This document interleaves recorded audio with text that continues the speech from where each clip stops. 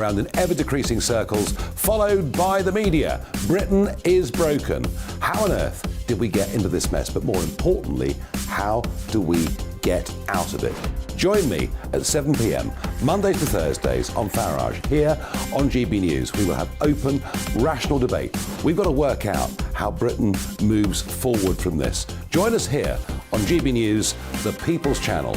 Britain is watching.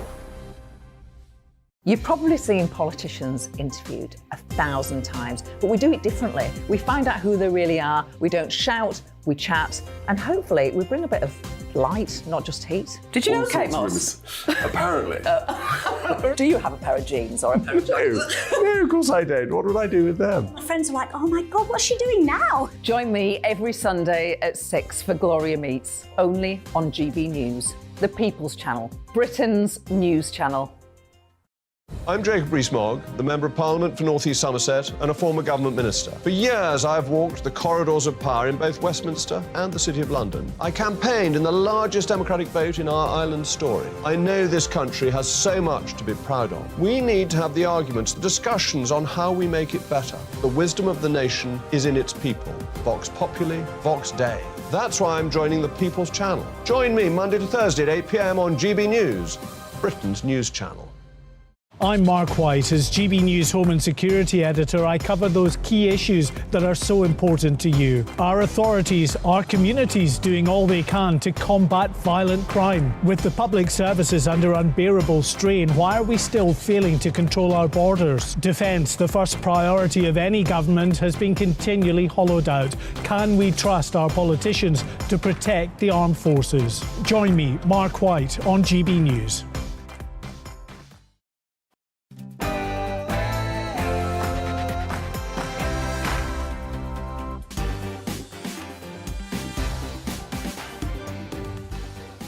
Welcome to Mark Dolan Tonight. A busy 3 hours to come. In just a few minutes, I'll be joined by the leader of UKIP and former Tory MP Neil Hamilton for the People's Hour. On the agenda, with over 7 million working-age adults not active in the economy, has Britain lost its work ethic? Is the rise in the cost of the BBC licence fee, which is being rumoured to be £13, justified? And with raw sewage going into our rivers, and as a seaside town is plagued with super rats, does Britain need to clean up its act? Also, presenter Jon Snow has become a father in his 70s. So is it unfair to have kids later in life? Lots to get through. Don't forget After 9, The Big Opinion, and my take at 10. So much that we've got to do on a Saturday night. But first, the headlines with Tatiana Sanchez.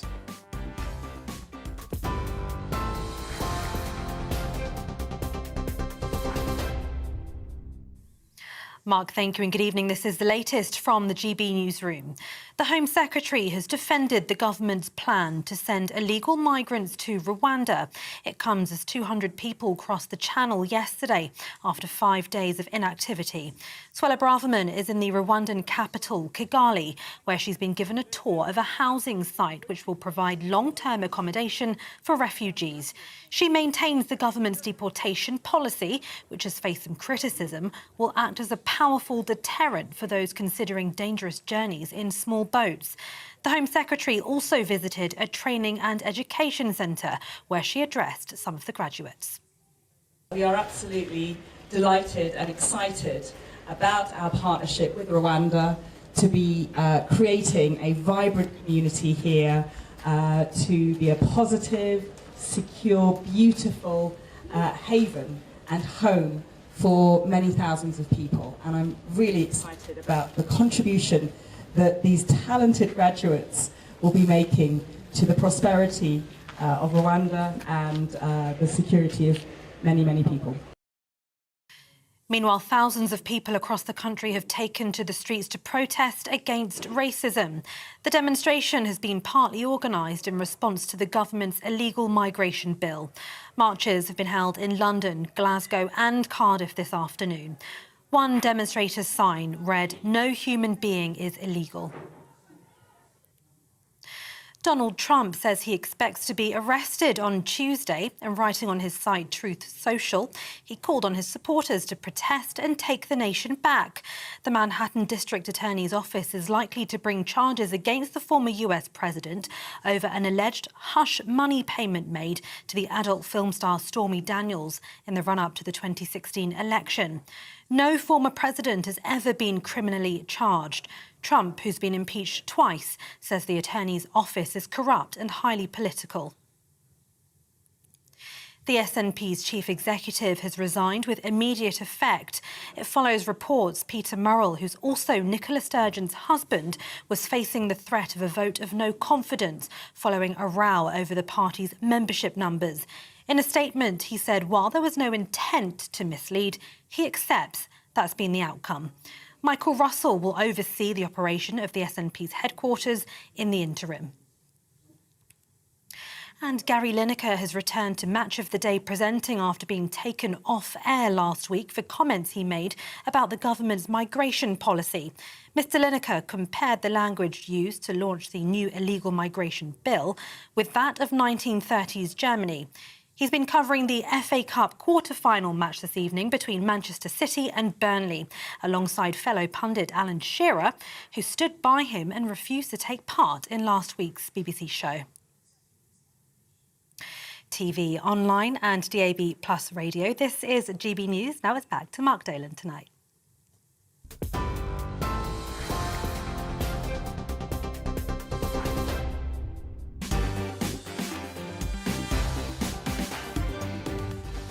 Tatiana Sanchez is with me all evening. She returns at 9. Welcome to Mark Dolan Tonight. We start with the People's Hour, in which I'll be taking your video calls on the big stories of the day. Tonight, debating the big issues are Andrew in Essex, Lars in Windsor, Zachary in Leicester, Sean in Cambridgeshire, and Robin in St Albans. We'll be hearing from all of those folk over the next 60 minutes. The topics tonight: with over 7 million working-age adults not active in the economy, has Britain lost its work ethic? Is the rise in the cost of the licence fee justified? They're rumouring that there's going to be a £13 rise. It would take it well over £170. Is it justified? We'll debate that shortly. With raw sewage going into our rivers and a seaside town plagued with super rats, does Britain need to clean up its act? And with presenter Jon Snow becoming a father in his 70s, is it unfair to have kids later in life?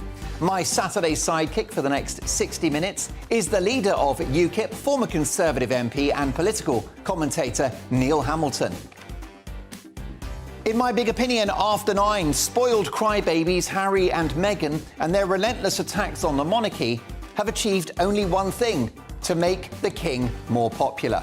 And in my take at 10, striking passport workers are planning to ruin the Great British Summer. My reaction. This is Mark Dolan Tonight, a busy 3 hours to come. It is Saturday, so let's have some fun. Put something cold and fizzy in the fridge, or fire up the kettle and let's get to work.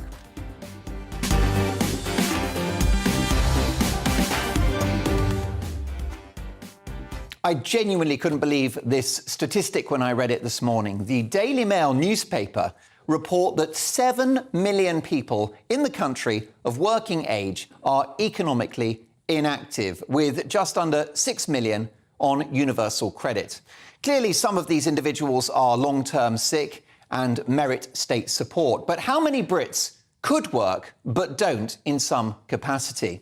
Particularly given the fact that millions now work from home and simply need a computer and an internet connection in order to make a contribution. So there you go, 7 million working age adults not active in the economy. Has Britain lost its work ethic? Let's discuss that with the leader of UKIP, former Tory MP, Neil Hamilton. Neil, welcome to the studio. Thank you, Mark. You've never not worked. You've always been active in the economy. No, well, my wife keeps my nose to the grindstone because, you know, it's an expensive commodity to maintain. Well, actually, your work ethic, is it just an excuse to get out of the house? Is that what it's about? Well, that's what I might say is collateral benefit, but not the main reason. But no, I'm 74 years old. My birthday was last week. Happy and birthday. I'm still working even on a Saturday night. Well, we're very grateful that you are. You're the leader of the national political party. You've got a full in-tray, 7 days a week operation for you. But does Britain have a problem now with its work ethic? Because that figure of 7 million not active in the economy, well, that's not sustainable, is it? Well, it is sustainable. What it means is we've got fewer people who are productive, so the tax base is going to be diminished, and therefore the government isn't going to have as much money in its coffers as it needs to pay for things like the health service and schools, etc., etc. And, what are these people actually doing? Are they all economically inactive? They may be registered as such, but who knows how many might be working on the side for a little bit of cash here and there. But 7 million is a huge number. We've got 6 million on universal credit. Yeah, exactly. I mean, the conservative principle is surely that it should always pay to work. It doesn't seem that way these days. Well, as we know, fiscal drag, so-called, is bringing more and more people into the tax net. I was looking at the figures after the budget, and 3.2 million people extra will be paying income tax by 2027 because the threshold which you start to pay income tax has been frozen and is going to be frozen at current levels until 2028.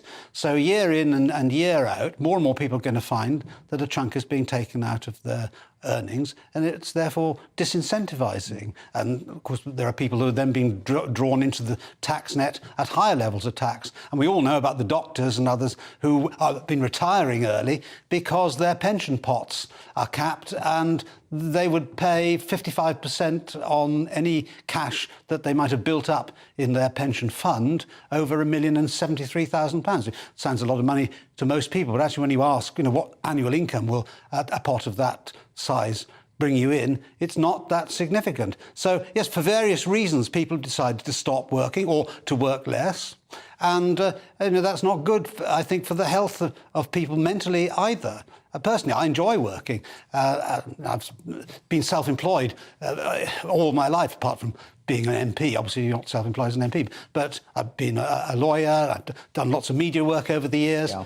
And I've not drawn a salary. I've earned all that I can persuade people to pay me for, unlike those who are currently on strike in the public sector who get paid regardless of their productivity. Yes, I mean, the public sector has an unending need for cash. Yeah. And yet, as you say, the source of national income is dwindling. If 7 million people of working age are not active in the economy, my heart goes out to anyone who can't work. If they have a disability, if they have a serious illness, that's what the welfare state is for. Exactly. But how do we get those who could work back to work? Well, I'm not in favour of conscription, but I think you just need to have a tax system where it's worthwhile to be economically active. We now have the highest tax burden we've had since the wait a minute, you say government. that, but if you're on a low wage, you don't start paying any income tax until at least £10,000. No, but there's national insurance and other imposts that you have to pay as well. Also, if you are earning from a job, then you're taken off benefits or they're tapered away. So you would actually slash taxes at the bottom end? Of course. I mean, we shouldn't start paying tax at the levels that are currently in place. If you're only earning 12 or 13,000 a year, I think it's outrageous that you should have to pay 20% marginal rate. So really, the only tax you should pay, if your income is £12,000 per annum, then it's VAT, and that should be about it. Yeah, personally, I'm in favour of low taxes, simple taxes. The trouble is that we've now got a tax system which is impossibly complicated, and we've seen it again in the last budget with corporation tax. Companies are going to pay a higher rate of corporation tax, but they can set off all sorts of things against that. So it's great news for the accountants and lawyers, but it's not actually good news for ordinary people and for the economy generally. Low tax for the low paid sounds like a brilliant idea. I can get behind that. That's carrot. Yeah. What about some stick? What about the benefit system? Well, as you said rightly, the people who can't work, that we should be as generous as we can afford to be. But for those who are of working age and don't have some disability which is obvious or which is certified as a proper medical condition, then I do think that their benefits should be minimal and they should go out to work. And this is a problem that we've had at various times in Britain's history. But in the 1980s, we slashed tax rates from penal levels to competitive rates. Not only did that make us competitive internationally, so that brought capital into this country, and industry and business generally became more productive, so that meant there were more profits and wages rose as well. So you had higher wages and lower taxes. What's not to like? Yes, I've got viewers and listeners who email me and they say things like, why do I bother getting up at 8 in the morning and putting in a 12-hour shift when others stay at home watching Netflix and essentially swinging the lead at the largesse of the state? Now, I think it's naive and wrong to say that those on benefits are somehow living a life of luxury. That's not true. However, some still justify not working as a lifestyle choice. Yeah, well, obviously that's wrong, and you can't devise a system which is entirely foolproof. But what we can do, I think, is incentivise people to go out and work. Why sit at home doing nothing when you could be doing something to help the community, for example, in exchange for your benefits, if you're physically able to... Some voluntary work. Yes, I think that we should have some form of national service of that kind, not being in the Army or the Navy or the Air Force. Well, never say never. No, but doing something to help the local community, and it can be as simple as picking up litter or something. There's loads and loads of things that we need to be done, which local authorities are no longer doing because they're claiming they haven't got the money to do them, and as well doing work with old people or others who have problems. I think we should encourage people to do this for their own mental well-being as well, and feeling of self-satisfaction. Well, mental well-being is an important point. A lot of those 7 million claim to have mental health issues. Again, that's something that should be taken seriously, and it's a growing problem, not helped by those lockdowns, of course. Yes. But it's harder to weed out the scroungers when it comes to mental health, isn't it? Under the coalition government of David Cameron, the Tories and the Lib Dems, and austerity, the government then made it harder to claim disability benefit without proof that you really are disabled. It's harder to do that with depression, isn't it? Well, it is, but it is a medically recognised condition, and it certainly does exist. But is it being gamed by some people? Well, I dare say it is. It must be. Everybody... How many public sector workers are off sick with stress for months on end? Exactly. And if you look at different parts of the public sector, they've got different rates of sickness. But if you look at the jobs that they do, you can't really correlate the difference in the figures. I heard astonishing figures about how many nurses are on long-term sick, again, due to mental health issues. Yeah. Well, nurses do have stressful jobs, obviously. If they're understaffed and overworked, then that takes its toll eventually. But not everybody's in that condition all the time. And so I think it is very often an easy excuse to go to the quack and get some pills and blame that, blame your own sense of idleness or whatever on some medical condition which doesn't even exist, but it is impossible to disprove. Indeed so. Lots more stories to get through between now and 9 o'clock, all in the company of the leader of UKIP, former Conservative MP Neil Hamilton.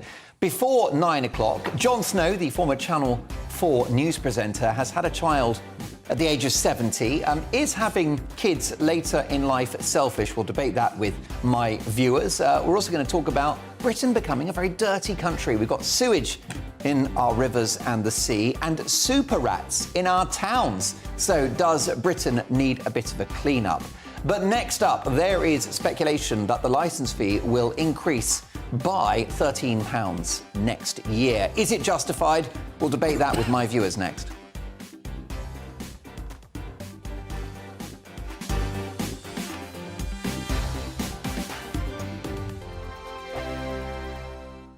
We are GB News, the People's Channel. And right across the United Kingdom. You can find us on Sky Channel 512, Virgin Media Channel 604, Freesat Channel 216, Freeview Channel 236, and YouView Channel 236. You can also take us with you on DAB+ radio, with the GB News app and at the website gbnews.uk. We're absolutely everywhere. Come join us on GB News, the People's Channel, Britain's news channel. Monday to Thursday, 9 p.m. till 11 p.m. Join me, Dan Wootton. I'll bring you the sharpest takes and hottest debates. Do you not believe in prison? I don't believe in prison. I'm completely stunned. I guarantee you there'll be no spin, no bias, no censorship. I actually was personally quite offended by it. And no reason to go to bed. So I guess they've always been quite woke. That's Dan Wootton tonight on TV, radio and online. Monday to Thursday from 9 p.m. till 11 p.m. on GB News. The People's Channel, Britain's news channel. Hello, I'm Michelle Dewberry, and you can join me every weekday 6 till 7 on Jubes and Kerr. You're an inspiration to us all. Clip that bit off. Well, you are. That's my ringtone. My political ambitions those days are gone, I can tell you. She's only teasing. Go on. He's probably going to want to lay down now. I'll give him 2 minutes to have one. Let's respectfully disagree. That's what we like on Jubes and Kerr. Come and join us. GB News, the People's Channel. Michelle Dewberry, weekday evenings at 6 o'clock. I'm Simon Evans. Join me on GB News for Headliners at 11 p.m. What's the scoop? I'll be joined by 2 of the country's top comedians. That's right. As we take a look at tomorrow's newspapers tonight. We're going to get into trouble. If it's a big story, we'll be covering it. Spill some tea on him. There we go. But we'll also have some fun. I wouldn't stick up a bank. My father didn't love me. So anyway. Headliners every night from 11 on GB News, the People's Channel, Britain's news channel. It's all about family, being in people's living rooms, all the interaction and getting to know who our viewers and listeners are. When I was young, my dad used to say, no, stop arguing. I wanted an outlet that would enable me to give my opinion. People are going through a really hard time right now, and I know that you don't feel like you're being listened to by the establishment. I came to GB News because it's the People's Channel, and I want the audience to have their say on the events of the day. We're dynamic. We do something different. Democracy shows that the wisdom of the nation is in its people.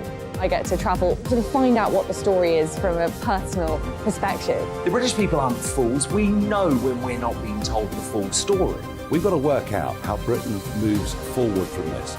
It's the best country in the world. The establishment had their chance. Now we're here to represent your views. Britain's watching. Britain's watching. Britain's watching. We're proud to be GB News. The People's Channel, Britain's news channel.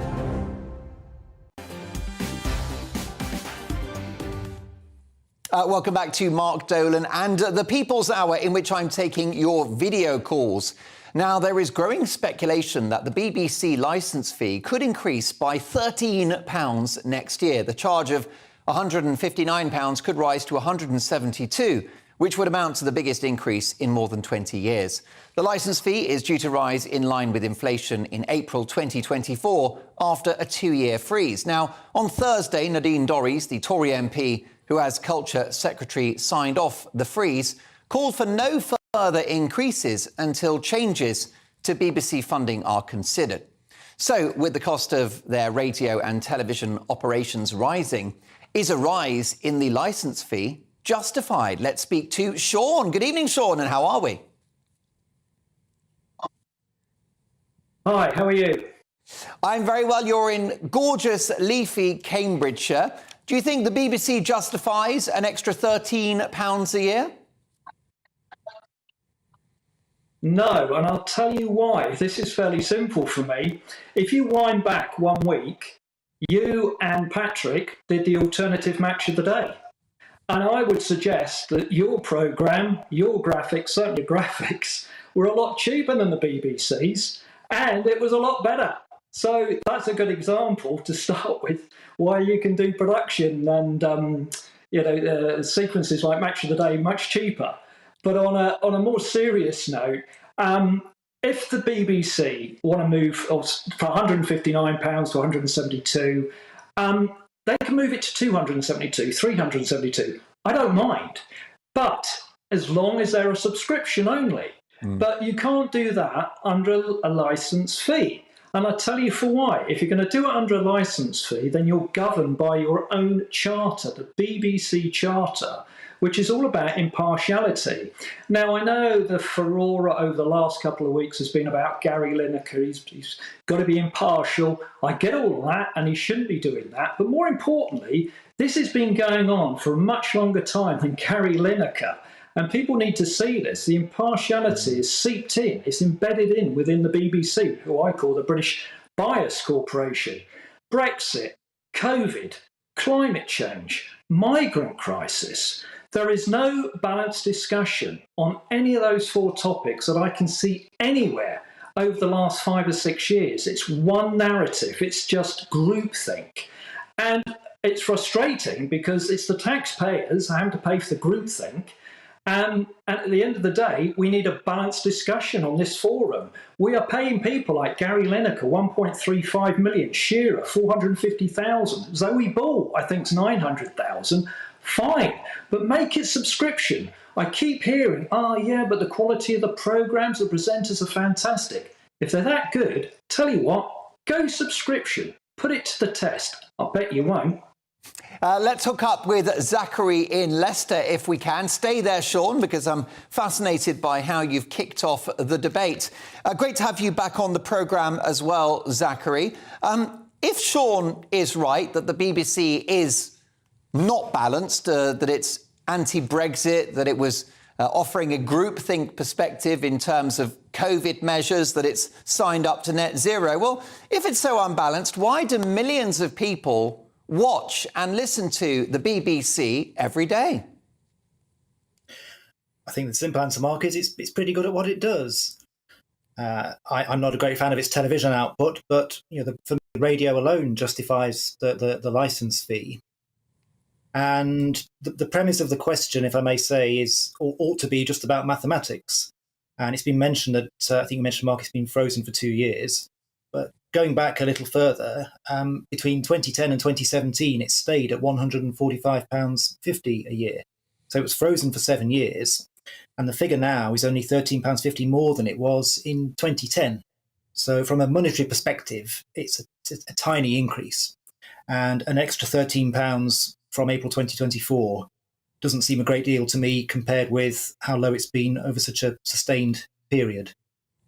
Let's bring, forgive me if I can for just a moment, Zachary, let's bring Sean back into this, and Neil Hamilton, who is my Saturday sidekick. He's the leader of UKIP and a former Conservative MP. I'm interested there by what Zachary has had to say, that this has been a raise a long time coming. Can I come back to you first of all, Sean? How do you respond to what Zachary has said? They've been waiting for this pay rise for a decade. Well, they may have done, but if you've got to play by the rules, and they haven't been playing by the rules for a long time. And I think there are a lot of people frustrated in this country. You think, well, okay, there will be price increases, there will be inflation. We understand all of that, but what are we getting in return? Are we seeing the impartiality on the BBC? Certainly we're not.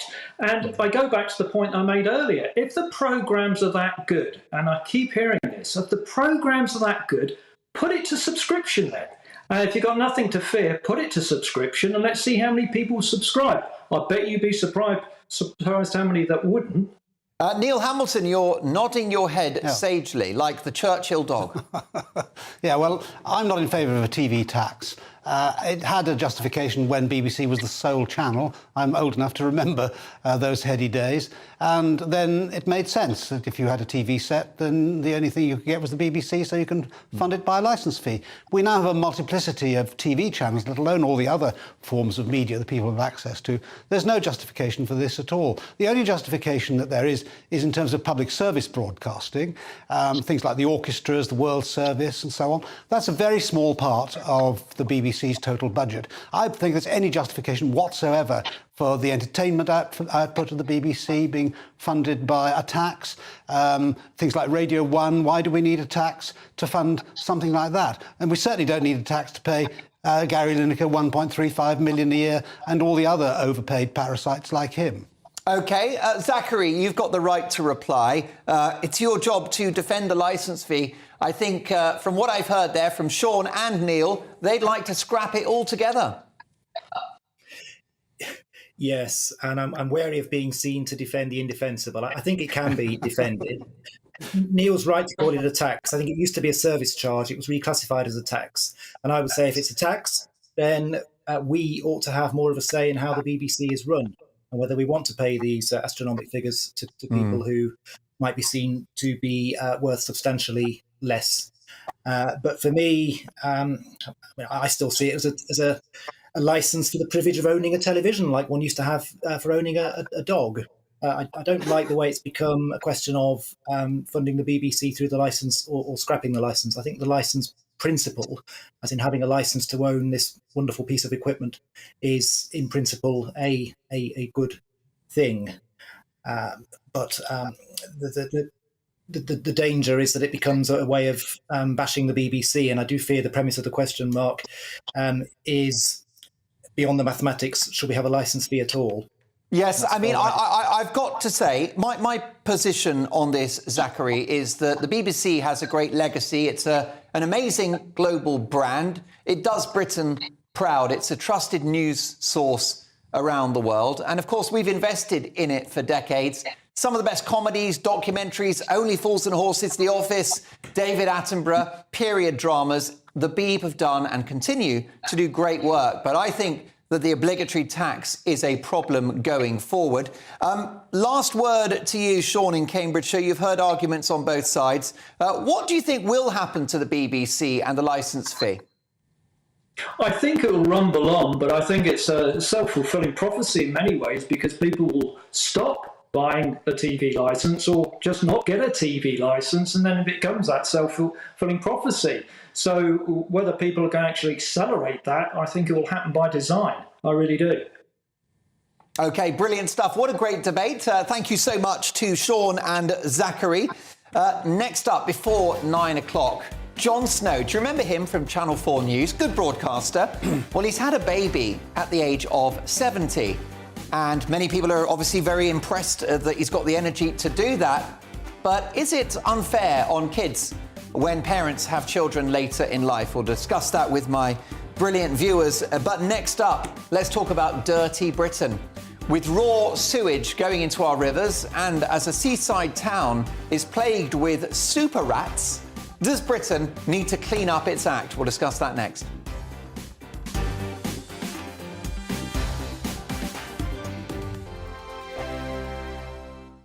I joined GB News because I was sick and tired of not hearing my views being represented, not just mine, but so many people that I knew and spoke to. I just couldn't get my voice out there. I couldn't say anything. I couldn't do anything. Whatever the narrative was, I kind of had to follow it. GB News is there to provide a voice for those who have been ignored by the establishment media. We think different things, we've got a different style. GB News is here to be optimistic and positive about the future. It's real kind of dynamic and flowing, with the audience very much at the heart of it, like a big family.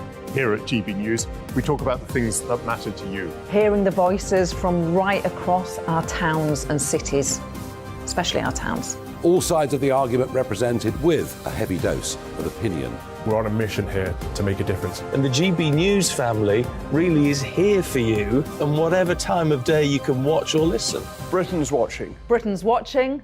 We're proud to be GB News. The People's Channel. Britain's news channel. Westminster is going around in ever-decreasing circles, followed by the media. Britain is broken. How on earth did we get into this mess? But more importantly, how do we get out of it? Join me at 7 p.m, Mondays to Thursdays on Farage, here on GB News. We will have open, rational debate. We've got to work out how Britain moves forward from this. Join us here on GB News, the People's Channel. Britain is watching. You've probably seen politicians interviewed 1,000 times, but we do it differently. We find out who they really are, we don't shout, we chat, and hopefully we bring a bit of light, not just heat. Did you know Kate Moss? Apparently. Do you have a pair of jeans or a pair of jeans? No, of course I don't. What would I do with them? My friends are like, oh my God, what's she doing now? Join me every Sunday at 6 for Gloria Meets, only on GB News, the People's Channel, Britain's news channel. I'm Rees-Mogg, the Member of Parliament for North East Somerset and a former government minister. For years, I've walked the corridors of power in both Westminster and the City of London. I campaigned in the largest democratic vote in our island story. I know this country has so much to be proud of. We need to have the arguments, the discussions on how we make it better. The wisdom of the nation is in its people. Vox Populi, Vox Dei. That's why I'm joining the People's Channel. Join me Monday to Thursday at 8 p.m. on GB News, Britain's news channel. I'm Mark White. As GB News Home and Security Editor, I cover those key issues that are so important to you. Our authorities, our communities doing all they can to combat violent crime. With the public services under unbearable strain, why are we still failing to control our borders? Defence, the first priority of any government, has been continually hollowed out. Can we trust our politicians to protect the armed forces? Join me, Mark White, on GB News.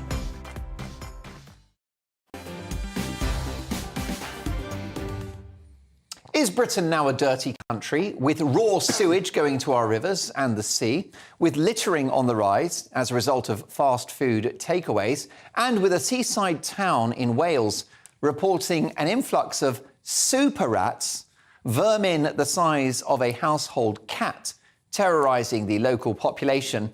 Is it time for Britain to clean up its act? Are we now, quite literally, the dirty man of Europe? Well, a very clean man is Robin in St Albans. Hi, Robin.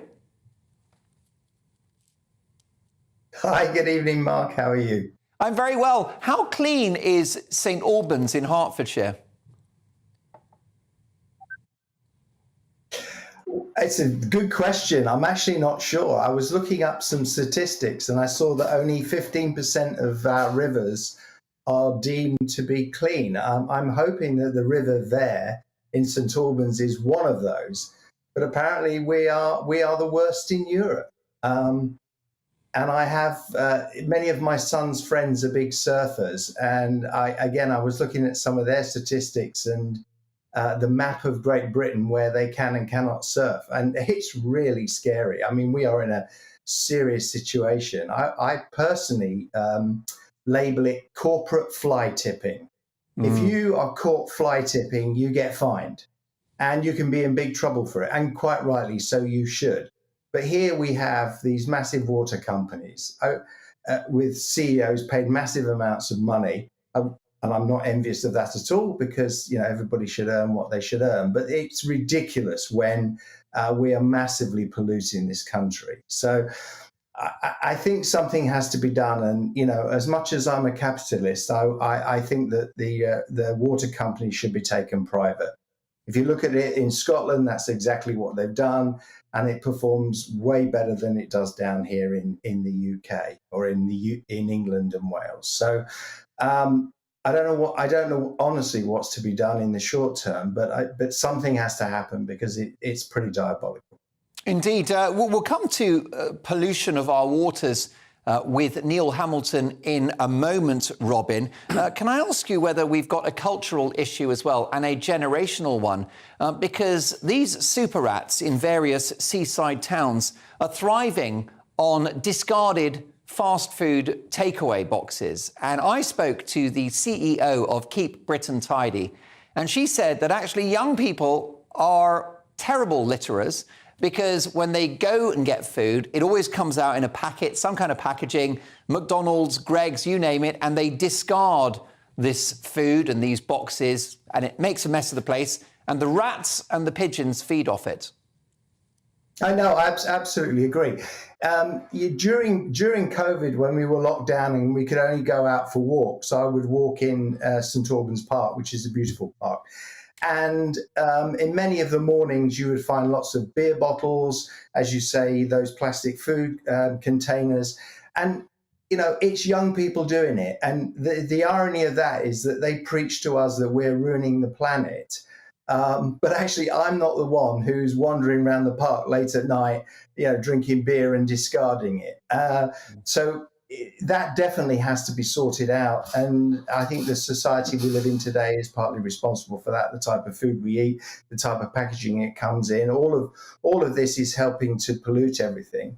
The thing about super rats, I lived in New York for 15 years in Manhattan, and boy, did we have super rats. I remember, you know, I'd go out early in the morning if I was going for a run, and I'd have to, you know, try and avoid the rats that were the size of cats and things. So, and again, all of that's to do with, you know, garbage or rubbish on the streets. It's to do with people discarding things. I mean, we need we need to take pride in our country and clear all of this up. And fly tipping is also another one. The back of our house, we have a pathway where people come down and park their cars, but they all litter. I mean, nobody cares. It's disgraceful. Indeed. Let's bring Neil Hamilton into this conversation if we can. Robin, Neil, of course, is the leader of UKIP, former Conservative MP and political commentator. Neil, do you think the government need to be more robust in policing those who pollute our waters? Well, I think it's a losing cause, really, because we need to have a sense of social responsibility, which is in people's heads in order to make this work properly. I grew up in a world which didn't have fast food and all the things we've just been talking about. And yet rivers were far more polluted in those days than they are today because we dumped all sorts of toxic chemicals and so on in the rivers. We had manufacturing industry operating in our great cities. And I remember when we first came to live in London, along the river frontage in Battersea, it was all contaminated land. The Morgan Crucible Works, when they cleared that up to make blocks of flats, had all sorts of horrible things that were in the soil. So I think we should keep this into perspective as well. I mean, they say that you're never more than 6 feet away from a rat anywhere than you are anywhere in this country. But then, we have politicians talking so much bullshit, it's no surprise that some of it gets into the river, is it? So maybe that's part of the problem too. I don't know. But I do think we need to keep this in some sort of perspective. And yes, it's a problem. We live in the country and we're used to seeing things like rats, because we live right next to a farmyard and occasionally we see a rat. But in the city, such as in London, obviously the sewers are havens for rats and raw sewage is bound to attract them. But how we control them is another matter altogether. Maybe people should have terriers. Indeed. Well, that's not a bad idea. Let me apologise to anyone offended by Neil's fruity language. It is pre-watershed, but then that's what happens when you book a very dangerous and exciting guest. Don't tell Ofcom. Well, exactly. That's it. You'll get your collar felt. I wonder, Robin, whether there needs to be a change in the culture, just in terms of our behaviour as human beings when it comes to littering. When it comes to going to KFC at 1 a.m. and then just discarding the packaging, not in a bin, but on top of it, next to it, on the street. Because you and I think, Robin, are of a similar vintage. And I grew up in the 70s and 80s with the Keep Britain Tidy campaign. The logo was everywhere. It was on the street. It was on the bins. There were adverts on TV and radio. A concerted effort to improve our behaviour when it came to littering. All of that seems to have gone by the wayside.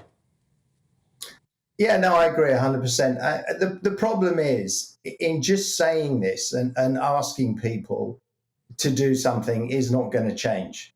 I mean, I see it. I have a pizza place near me. People discard their empty pizza boxes in my front, garden, if you like. On a Sunday morning, I'm going out there to pick them up. I mean, but I don't know what you do about it because there are no police on the streets. There is nobody to police any of this. And I think it also starts at the top. I come back to the point earlier where the Environmental Agency are calling for, prison sentences for water polluters. And we're talking about senior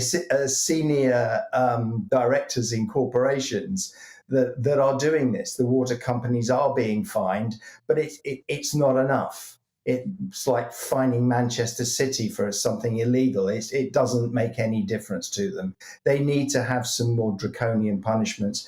And we need maybe bring back that campaign, Keep Britain Tidy, and really try and help to educate people, because it is so sad to see the mess that is left on the streets. It really is. Briefly, if you can, Neil, what about privatisation? Would that clean Britain up? Well, when the water companies or water facilities were publicly owned, we were building up massive problems for ourselves because there was not enough investment in the infrastructure, because they had to have the Treasury's consent to spend money, and it was easy enough to put off what should be done today till tomorrow or the day after tomorrow and beyond. And so when the water companies were privatised, there was this massive backlog of work to be done. And I think it's still there, even all these years afterwards. I do agree that we could have better regulation, because these are localised monopolies, of course. It's a license, literally a license to print money. Therefore, we need to have effective regulation. I don't think that Ofwat has provided that in recent years. And it's not just a case of criminal punishments. It's a case of monitoring the performance of water companies and hitting them where it hurts, where the management is falling down on the job. Then they have to be publicly made accountable and possibly with their jobs if their performance is bad enough. Robin, if you find any discarded pizza boxes tomorrow morning, please save me an American hot. Absolutely. Brilliant stuff. Thank you very much, Robin in St Albans in Hertfordshire, talking about cleaning up Britain. Well, next up, let's talk about older dads, because the former Channel 4 newsreader, Channel 4 news presenter Jon Snow has had a baby. He's now 75 years of age.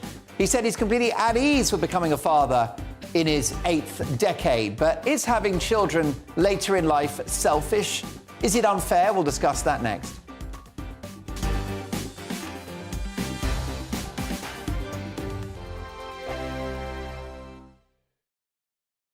Monday to Thursday nights on GB News. At 6, it's Dubes & Co. 7 o'clock, Farage. At 8, join Jacob Rees-Mogg. And at 9, Dan Wootton Tonight, followed by Headliners. On TV, radio and online. This is GB News.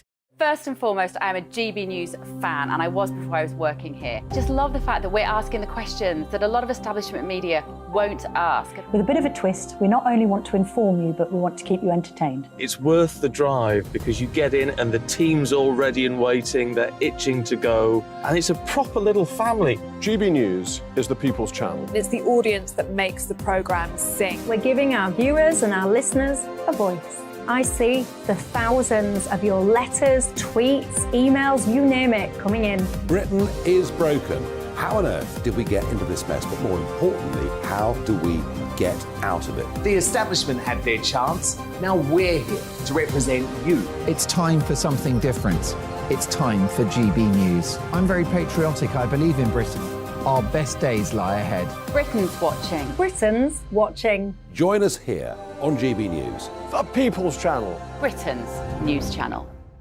Join me, Patrick Christie's, Monday to Friday, 3 till 6. We tackle the day's news agenda like you've never seen before. It's high tempo, high octane, the most controversial topics, and the best guests. You will not be able to take your eyes and ears off it. I'm not afraid to ask the questions that you really want answered. 3 till 6 p.m, Monday to Friday on GB News, the People's Channel, Britain's news channel. GB News has its own late-night paper preview show, Headliners, where comedians take you through the next day's top news stories. You don't have to bother reading the newspaper, we've got it covered for you. Headliners, every night at 11 p.m, and repeated every morning at 5 a.m. We won't send you to sleep like some of the other paper review shows out there. GB News, the People's Channel, Britain's news channel. Join me, Camilla Tominey, on Sunday mornings from 9:30, taking the politicians to task and breaking out of SW1 to see how their decisions are affecting you across the UK. Bursting the Westminster bubble every Sunday morning, only on GB News, the People's Channel. Britain's watching. I'm Michael Portillo. Join me on GB News on a Sunday morning for topical discussion, debate, arts and culture, and sometimes even some ethical dilemmas. I don't always agree with you, Michael. Michael Portillo, Sundays on GB News, the People's Channel, Britain's news channel. I'm Andrew Doyle. Join me at 7 o'clock every Sunday night for Free Speech Nation, the show where I tackle the week's biggest stories in politics and current affairs with the help of my 2 comedian panellists and a variety of special guests. Free Speech Nation, Sunday nights from 7 on GB News, the People's Channel, Britain's news channel. In just 15 minutes' time, I will be dealing with Harry and Meghan. Despite their endless attacks on the monarchy, they've achieved just one thing, which is to make King Charles more popular than ever. That's my big opinion coming up very shortly. Also, the Great British Holiday is under threat. That's the topic of my take at 10.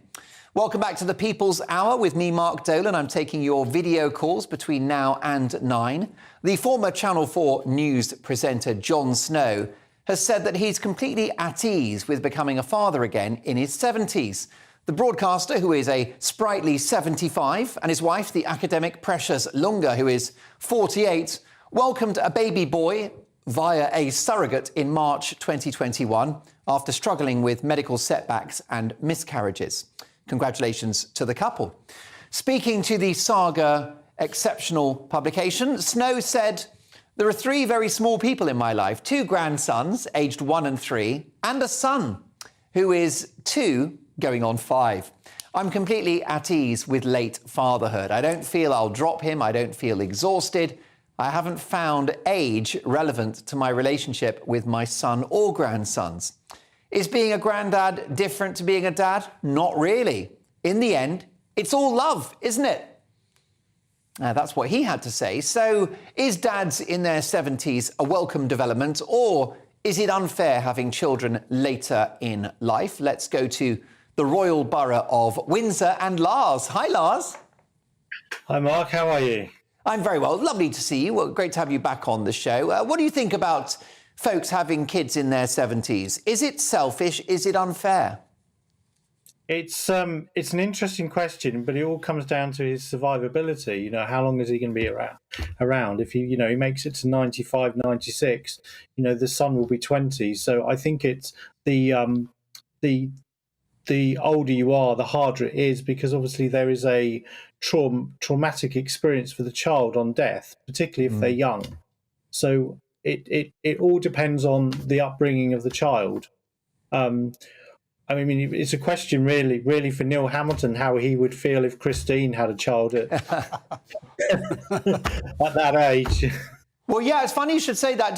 Maria and Abby, do you think we could bring Neil into this in a 3-box if you get a chance, or we can come straight to Neil on it? Because I do have it on good record that Christine's ovaries are robust and active. Neil, what do you think? Can you imagine becoming a father later in life? Well, I think this is unlikely, but I certainly think that if you are like Jon Snow and Precious Lunga and you are desperate to have a child, it's perfectly understandable that you want this to happen regardless of age. But I do think it's a problem for a child to lose parents when they're quite young.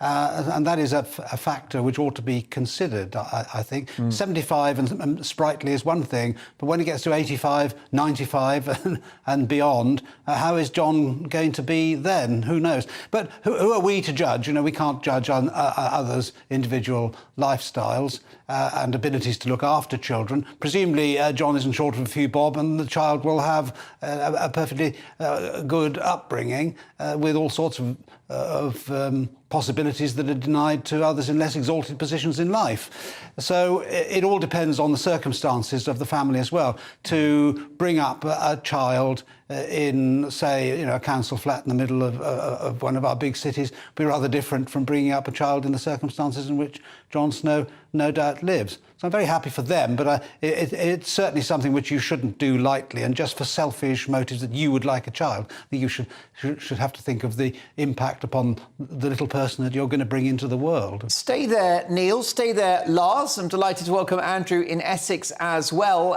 Andrew, isn't this a bit of an academic discussion, given the fact that a young father can have a child at 20 and go under a bus? Well, I kind of agree with you, but I also very much disagree. This was all done when, Jon Snow obviously has worked Channel 4 for numerous years, and, this baby was through a surrogate, but at 75, he is not really going to be around for the child. And also, as an ex-school teacher many years ago, I had children in my class who were discriminated against or bullied because their parents were in their 50s. And I had a discussion with an ex numerous years ago now at, us having kids and, in a younger age. And also, for the child, they will be bullied. And, the child needs to be nurtured and to be developed, it's hard enough. I became a dog dad for the second time 18 months ago at the age of 38. Having been a dog dad originally, 31, I lost one of my dogs 2 years ago, unfortunately, to cancer. But in terms of this particular child of John's, is going to be the same age as the grandchild. It's going to be a very confusing relationship. And I also wonder whether, they've really thought about it in terms of the age gap as well for his wife. The wife could be a widow for a very, very long time. And, the child not having a father figure around could lead to other issues. And, I was reading the article from The Guardian's perspective, and they were not very happy about this at all. And, the fact that he's had a surrogate, waited to such a very, very late age. I mean, I know some people when I worked in retail numerous years ago who were working similar to Neil there in their 70s, but that's fine. But in terms of having a child, I think it's absolutely immoral. I'm sorry. Okay, I mean, Lars, what do you think about that? You've heard a variety of viewpoints on that, but immoral, says Andrew in Essex. I do get Andrew's point slightly. It does worry me slightly that the grandchildren are going to be older than the son.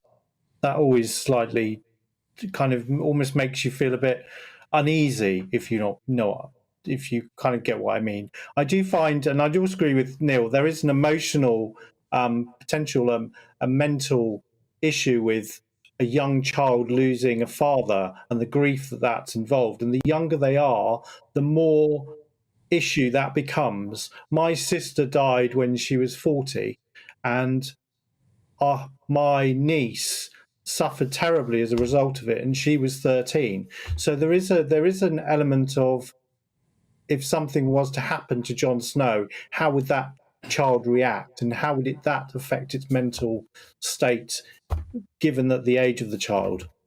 Are we, though, Lars, guilty of ageism in this conversation? I mean, if I was 70 and I still had the energy, I think I'd be quite happy, really, if you're looking at it from that perspective. But I guess we are, to a degree, guilty of a certain amount of ageism. I mean, at 70 years old, I wouldn't particularly want to be doing bottle feeds at 3 o'clock in the morning. I've just about got time to watch, GB News at 3 o'clock in the morning if I haven't already fallen asleep. Well, certainly not when you're watching Mark Dolan Tonight reruns. Absolutely. It's obviously an interesting debate, isn't it, Neil? I mean, we wish this family well, Jon Snow and his wife. He said in the interview that really it was a gift to his wife. She'd had trouble conceiving. She's in her mid to late 40s. It was her last chance to have a baby, and that's really at the heart of this story. Yeah, well, even 48 is quite old, isn't it, in terms of gynecology, certainly. Nature predisposes us to become infertile at whatever age is the average for a very good reason. We're less capable of looking after children and bringing them up and all the other things that we've been talking about. Obviously, we today have all sorts of possibilities that are open to us which weren't open to our ancestors in more primitive days. So one shouldn't perhaps place too much weight on this. But I still do think that when you're older, you have got less energy. And as you rightly say, Andrew, waking up at 3 in the morning for bottle feeding and so on, is not something that I, at the age of 75 also, almost, would welcome. I remember John Humphrys, he also had, I think, a child very late in life. He had a very old-fashioned and sexist attitude towards bottle feeding in the middle of the night and so on. I can well understand his antipathy to all those kinds of gory details of bringing up very, very small children. Yes, I've heard that the only bottle feeding he did was Johnny Walker, but there you go. That could just be a vicious rumour. By the way, I've met John Humphrys, total hero, lovely man. Yeah. There you go. So, look, I've got to say, A great debate. Lars, Andrew, I've enjoyed having you on the People's Hour so much, as I have enjoyed Robin and Sean and Zachary and all of the other stars on the People's Hour. The two Sues, there's a list, Attic as well, all of our great viewers on the People's Hour who will feature on future episodes of Mark Dolan tonight. Next up, it's My Big Opinion, and I'm afraid I'm going to have to deal with Harry and Meghan. I'm not pulling my punches. That's next. We are GB News, the People's Channel. And right across the United Kingdom. You can find us on Sky Channel 512. Virgin Media Channel 604. Freesat Channel 216. Freeview Channel 236. And YouView Channel 236. You can also take us with you on DAB Plus Radio. With the GB News app and at the website gbnews.uk. We're absolutely everywhere. Come join us on GB News, the People's Channel, Britain's news channel. Monday to Thursday, 9 p.m. till 11 p.m. Join me, Dan Wootton. I'll bring you the sharpest takes and hottest debates. Do you not believe in prisons? I don't believe in prisons. I'm completely stunned. I guarantee you there'll be no spin, no bias, no censorship. I actually was personally quite offended by it. And no reason to go to bed. So I guess they've always been quite woke. That's Dan Wootton tonight on TV, radio and online. Monday to Thursday from 9 p.m. till 11 p.m. on GB News. The People's Channel, Britain's news channel. Hello, I'm Michelle Dewberry, and you can join me every weekday 6 till 7 on Jubes and Kerr. You're an inspiration to us all. Clip that bit up. Well, you are. That's my ringtone. My political ambitions those days are gone, I can tell you. She's only teasing. Go on. He's probably going to want to lay down now. I'll give him 2 minutes to have one. Let's respectfully disagree. That's what we like on Jubes and Kerr. Come and join us. GB News, the People's Channel. Michelle Dewberry, weekday evenings at 6 o'clock. I'm Simon Evans. Join me on GB News for Headliners at 11 p.m. What's the scoop? I'll be joined by 2 of the country's top comedians. That's right. As we take a look at tomorrow's newspapers tonight. We're going to get into trouble. If it's a big story, we'll be covering it. Spill some tea on him. There we go. But we'll also have some fun. I wouldn't stick up a bank.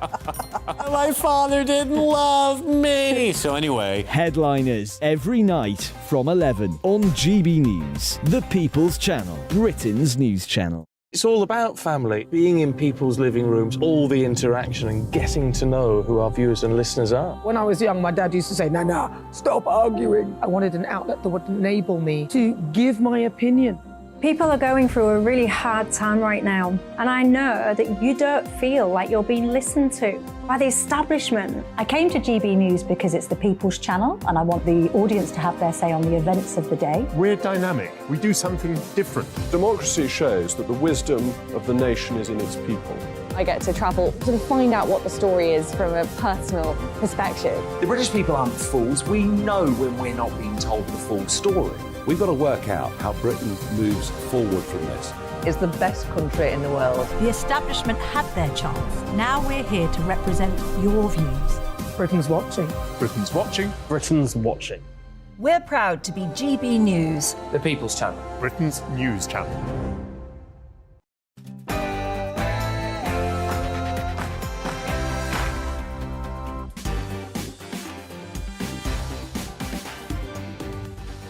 It's 9 o'clock, and this is Mark Dolan Tonight. Coming up, in my big opinion, spoiled crybabies Harry and Meghan's relentless attacks on the monarchy are serving only one purpose: to make the monarchy more popular. In the big question tonight, after an actor swore at the Tories last week, he actually said F the Tories. Is it bad to be right-wing these days? Plus, we will hear from Kinsey Schofield, the Queen of US showbiz, royal and political reporting.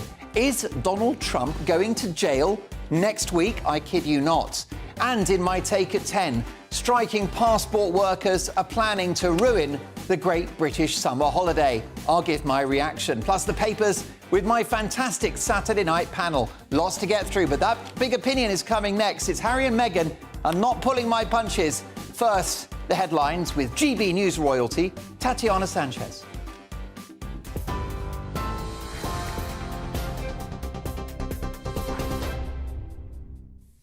Mark, thank you very much and good evening. This is the latest from the GB Newsroom.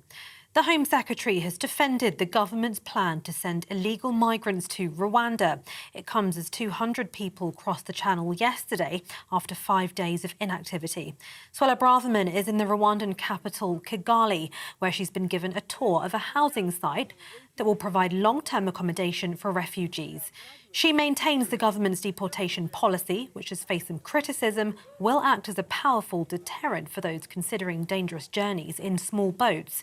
The Home Secretary also visited a training and education centre where she addressed some of the graduates. We are absolutely delighted and excited about our partnership with Rwanda to be creating a vibrant community here, to be a positive, secure, beautiful haven and home for many thousands of people. And I'm really excited about the contribution that these talented graduates will be making to the prosperity of Rwanda and the security of many, many people. Meanwhile, thousands of people across the country took to the streets to protest against racism today. The demonstration was partly organised in response to the government's illegal migration bill. Marches were held in London, Glasgow and Cardiff this afternoon. One demonstrator's sign read, "No human being is illegal." Donald Trump says he expects to be arrested on Tuesday, and writing on his website Truth Social, he called on his supporters to protest and take the nation back. The Manhattan District Attorney's Office is likely to bring charges against the former US president over an alleged hush money payment made to the adult film star Stormy Daniels in the run-up to the 2016 election. No former president has ever been criminally charged.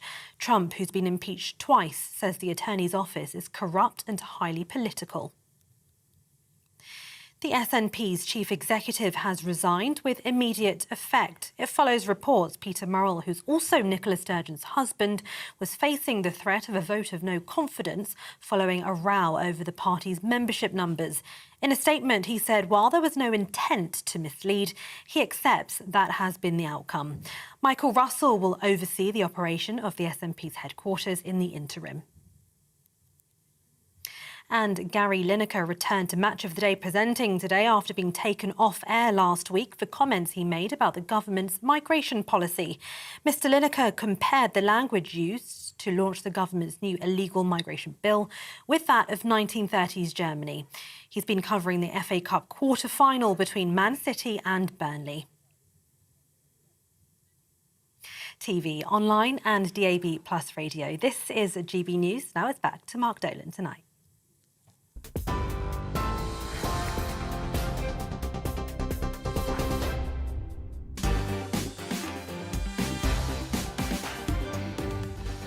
My thanks to Tatiana. She's with me all evening. She's back in an hour's time. Welcome to a special Saturday night edition of Mark Dolan Tonight. Listen, you've been working hard all week. Hopefully you've put the kids to bed. So let's get the kettle on, or let's open a bottle of something French and bubbly, and let's have 2 hours to remember.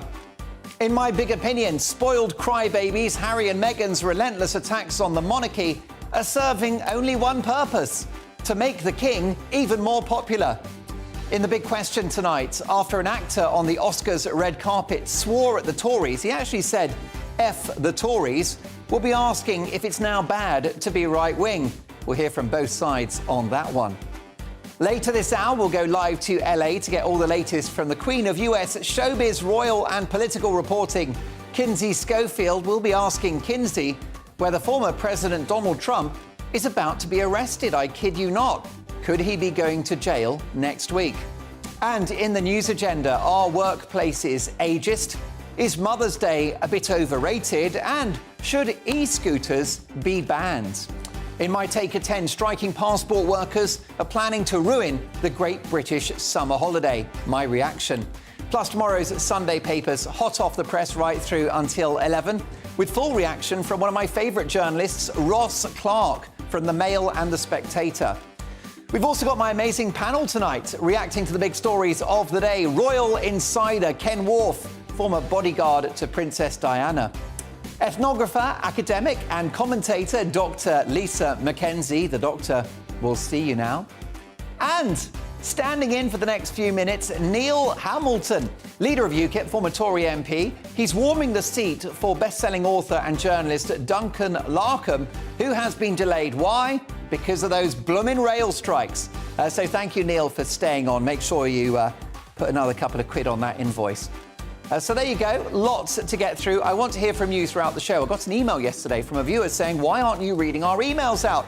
You are so right. It's the most important part of the show, and it's when you get your right to reply. So do drop me a line right now and throughout the programme, mark@gbnews.uk. My priority is to get your opinions on the national television and radio airwaves.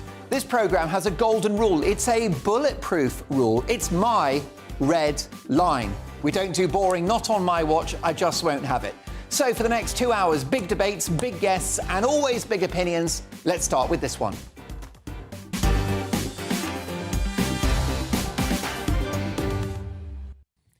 Spoiled crybabies Harry and Meghan and their attacks on the monarchy have achieved only one thing: to make the monarchy more popular. The polling firm Focal Data, whose latest findings are published in the online newspaper Unheard, say that 55% of the public believe it's a good thing that Britain has a monarchy, with 30% agreeing strongly that it's a good thing. Only 18% would prefer a republic. Whilst there isn't a day goes by that we don't mourn the passing of our late great Queen, far from being over the hill, her septuagenarian son, Charles, who has waited decades for the gig, has hit the ground running. Preparations for a modest but majestic coronation are in full swing, showing the world everything that's great about this country, but scaling back on profligacy and over-the-top and expensive celebrations. The palace importantly understand that millions of Brits who want to celebrate the new king are also struggling to make ends meet. The people's king must be mindful for every moment of his tenure of what his people are going through. That's right, you heard it here first, folks. King Charles must be the people's king. And he started the job with a welcome spring clean of his own family. Firstly, by taking his troublesome brother Andrew into hand, reportedly slashing his annual salary of £250,000, and therefore effectively turfing him out of his £30 million royal lodge in Windsor. My heart bleeds. And he's turfed Harry and Meghan, the Ginger Whinger and Woko Mono, out of Frogmore Cottage, which had me leaping for joy. Charles has handled this pair of privacy-obsessed attention seekers perfectly. His ultimate weapon? Silence. The dignity with which Charles has allowed this couple to hang themselves out to dry is a credit to him and is straight out of the playbook of his unnaturally dignified mother, the late great Queen. All of the mudslinging, all the washing of dirty laundry in public has come from California, not Windsor. Ignoring this couple is their kryptonite. They hate it. It destroys them, and long may it continue. Charles's vow of silence and his extraordinarily generous decision to invite the couple to the coronation secures for him the moral high ground. He's not picking a fight with this couple because he's not playing their game. He will give them no ammunition with which to further cast themselves as victims. Millionaire victims with ancient royal titles rattling around a Californian mansion. You couldn't make it up. And it's great to see the monarchy so popular. There are some concerns that younger voters are less enthused with the idea of a royal family. But I would suggest that once William and Kate accede to the throne, it will be problem solved. They will surely be the most photogenic, popular and charismatic royal couple since their grandparents, Elizabeth and Philip. Now, don't get me wrong, I do find the idea of a monarchy rather odd. But like so many great British traditions, it's bonkers on paper, but it works. History is the ultimate test, and I would argue that for generation after generation, the monarchy has passed with flying colours. It's the gift that keeps on giving. Don't forget, the alternative to a monarchy would be some tedious elected president, probably a clapped-out ex-politician or celebrity. It could be President Tony Blair, President Theresa May, or, wait for it, President Saint Gary Lineker. Lord help us. Now, this positive polling is great news going into the coronation. Long live the king and long live the monarchy he serves. It's time for a right royal celebration.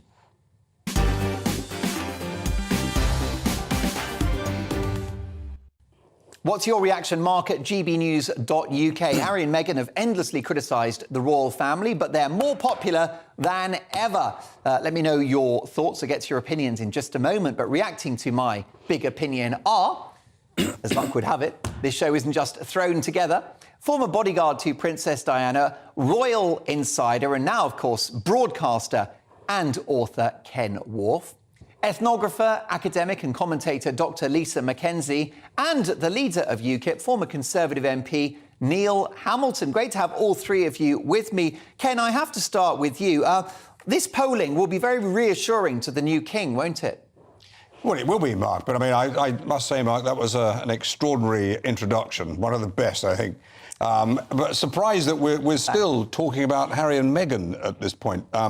You know, I thought they'd had their time on air, but no, you're absolutely right. But I think it's played, as you say, right into the King's court as such, because, you know, his popularity has certainly risen over the last few weeks, certainly since the death of his mother. And he played this card very, very well. You know, whether Harry and Meghan, you know, come to his coronation in May is another thing. Personally, I think it would be a mistake, because there's no doubt in my view that, you know, the world's media will focus on that. And that's something that I think that, you know, the palace and the king particularly we're concerned about. So if I had to place a bet, I think it's unlikely that they'll turn up. If Harry turns up, maybe, but I'd be very surprised if Meghan were to accept this invitation. But I think the king himself has played this, you know, very subtly and very well. Indeed. I mean, you know Charles intimately well. You've got great respect for the guy. You hold him in high regard. And do you feel that his response to the brickbats from California has been characteristic of the king? Is it in his nature to take these things on the chin and to have a dignified silence? Well, I don't think he's actually taken a full-blown shot on the chin. I think he's been very clever with the way in which he's dealt with this. I mean, let's not forget, you know, he is the father of Harry. We know that. And, you know, he's sort of had a long history of wondering, you know, what to do within his own marriage in those early years in the 80s, and accepts that, you know, that there were problems, and he himself would be the first to admit that perhaps he wasn't perhaps the father that he should have been. But, you know, as time moves on, he accepts the errors of his ways, I dare say, and, you know, wants him to be very much part of, you know, this coronation. You know, I've said this to you before, Mark, that crucially for him, that one of the things that he wanted to do was to remodernise, reinvent effectively a new monarchy. And he wanted, in the real sense of the word, to have his eldest son, William, and Harry to be part of this triad, this triangle, to move, you know, the royal family into this century. But, you know, he's lost 1/3 of that now. But that said, you know, he still has an affection for his son and wants to be part of it. But he had to say what he said. But whether Harry accepts it or not, I'm actually rather doubtful of this. Lisa Mackenzie, am I being too hard on the Duke and Duchess of Sussex? Yes, they've done the podcasts, we've had the book. There'll probably be, you know, many more revelations to come, but they are just human beings after all. You can be as hard as you want to with them, Mark, because, you know, as you know, I am not a royalist. I am one of the 18% that believes that we should have a Republican. So I'm not that worried, really, about Meghan and Harry and what they're doing, or William and Catherine and what they're doing. I think what I do with this is take a broader view of it. And I'm thinking about democracy and the way that our democracy is becoming further and further polarised. People are believing in it less. And I think that might be, you know, and I think the sort of popularity of the royals, as well as sort of people looking to celebrities for their political voice, I think that's sort of it's telling us something about our times in politics, actually. So isn't it a good thing, Lisa? Sorry to interrupt you, but isn't it a good thing because at least the monarchy unites us? It gets us away from left versus right. It does. I mean, I suppose it does, but you can't get rid of them. And I think that's the point of democracy, isn't it? That we all get a say, but we don't get a say with the monarchy. We can't get rid of them.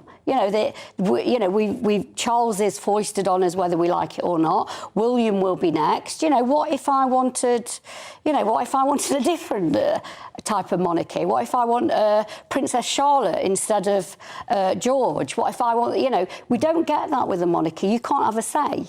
Would you, I mean, as an alternative, President Gary Lineker, would you welcome that? Well, to be honest, I think our politics are so polarised and so broken, it really wouldn't surprise me if we had a President Gary Lineker. But the point with President Gary Lineker is we could vote him out. We could get rid of him if we didn't like him. Well, Neil, I've just thought, I mean, I don't want a republic, but surely the most explosive choice for president of the United Kingdom would be one B. Johnson. Well, he's an entertainer, isn't he? And the monarchy is a form of theatre, in a way. King Boris. Yeah, but in the 19th century, Walter Bagehot wrote a book called The English Constitution, where he said that the monarchy is part of the dignified element of the Constitution rather than the efficient part of the Constitution. He thought politicians in those days were efficient. Don't know whether he was writing today, he would hold to the same view. But I think what we have to realise here is that the monarchy is not political, or shouldn't be. And I think the King is doing very well so far in steering a course outside of political controversy. We do need a ceremonial head of state, and it's far better for it to be part of living history, which is our monarchy is, which has lasted now for over 1,000 years, than to have some unknown non-entity. I mean, who knows who the president of Germany is? Dr. Steinmeier, or the president of Italy. They have no personality that resonates in the way that the monarchy as an institution has in Britain. And, I hate to think of the monarchy in terms of the hard cash it generates for our country, but there's no doubt that these living traditions are of immense value to us, not just in the form of pounds, shillings and pence, but also in terms of Britain's reputation and standing in the world. Yeah, well, I think you raise a great point. Let me ask my viewers and listeners, do you rate King Charles? Has he surpassed your expectations? If we didn't have a monarchy, who would be president? President Jeremy Clarkson? President Nigel Farage? Now you're talking. There you go. Well, look, why don't you offer your nominations who might be president? But we don't really want that. We're focusing on Charles and his reaction to Harry and Meghan's criticism. It's made him more popular in the polls. Let me know your thoughts, Mark, at gbnews.uk. In the news agenda, coming up, is the workplace ageist? Is Mother's Day overrated? And should e-scooters be banned? But next in the big question, after an actor on the Oscars red carpet swore at the Tories, in fact, he said the F word, he said F the Tories, we'll be asking, is it now bad to be right-wing these days? We'll hear from both sides on that one, and sparks will fly. Don't go anywhere.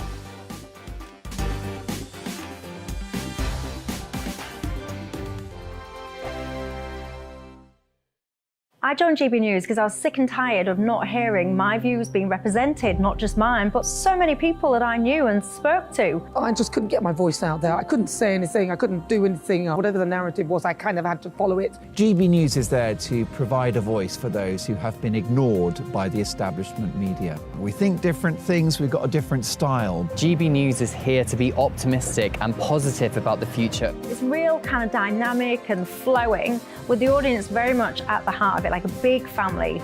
Here at GB News, we talk about the things that matter to you. Hearing the voices from right across our towns and cities, especially our towns. All sides of the argument represented with a heavy dose of opinion. We're on a mission here to make a difference. And the GB News family really is here for you, and whatever time of day you can watch or listen. Britain's watching. Britain's watching. We're proud to be GB News, The People's Channel. Britain's news channel. Westminster is going around in ever-decreasing circles, followed by the media. Britain is broken. How on earth did we get into this mess? But more importantly, how do we get out of it? Join me at 7 p.m, Mondays to Thursdays on Farage. Here on GB News, we will have open, rational debate. We've got to work out how Britain moves forward from this. Join us here on GB News, the People's Channel. Britain is watching. You've probably seen politicians interviewed 1,000 times, but we do it differently. We find out who they really are, we don't shout, we chat, and hopefully we bring a bit of light, not just heat. Did you know Kate Moss? Apparently. Do you have a pair of jeans or a pair of jeans? No, of course I don't. What would I do with them? My friends are like, oh my God, what's she doing now? Join me every Sunday at 6 for Gloria Meets, only on GB News, the People's Channel, Britain's news channel. I'm Jacob Rees-Mogg, the Member of Parliament for North East Somerset and a former government minister. For years, I've walked the corridors of power in both Westminster and the City of London. I campaigned in the largest democratic vote in our island story. I know this country has so much to be proud of. We need to have the arguments, the discussions on how we make it better. The wisdom of the nation is in its people. Vox Populi, Vox Dei. That's why I'm joining the People's Channel. Join me Monday to Thursday at 8 p.m. on GB News, Britain's news channel. I'm Mark White. As GB News Home and Security Editor, I cover those key issues that are so important to you. Our authorities, our communities doing all they can to combat violent crime. With the public services under unbearable strain, why are we still failing to control our borders? Defence, the first priority of any government, has been continually hollowed out. Can we trust our politicians to protect the armed forces? Join me, Mark White, on GB News.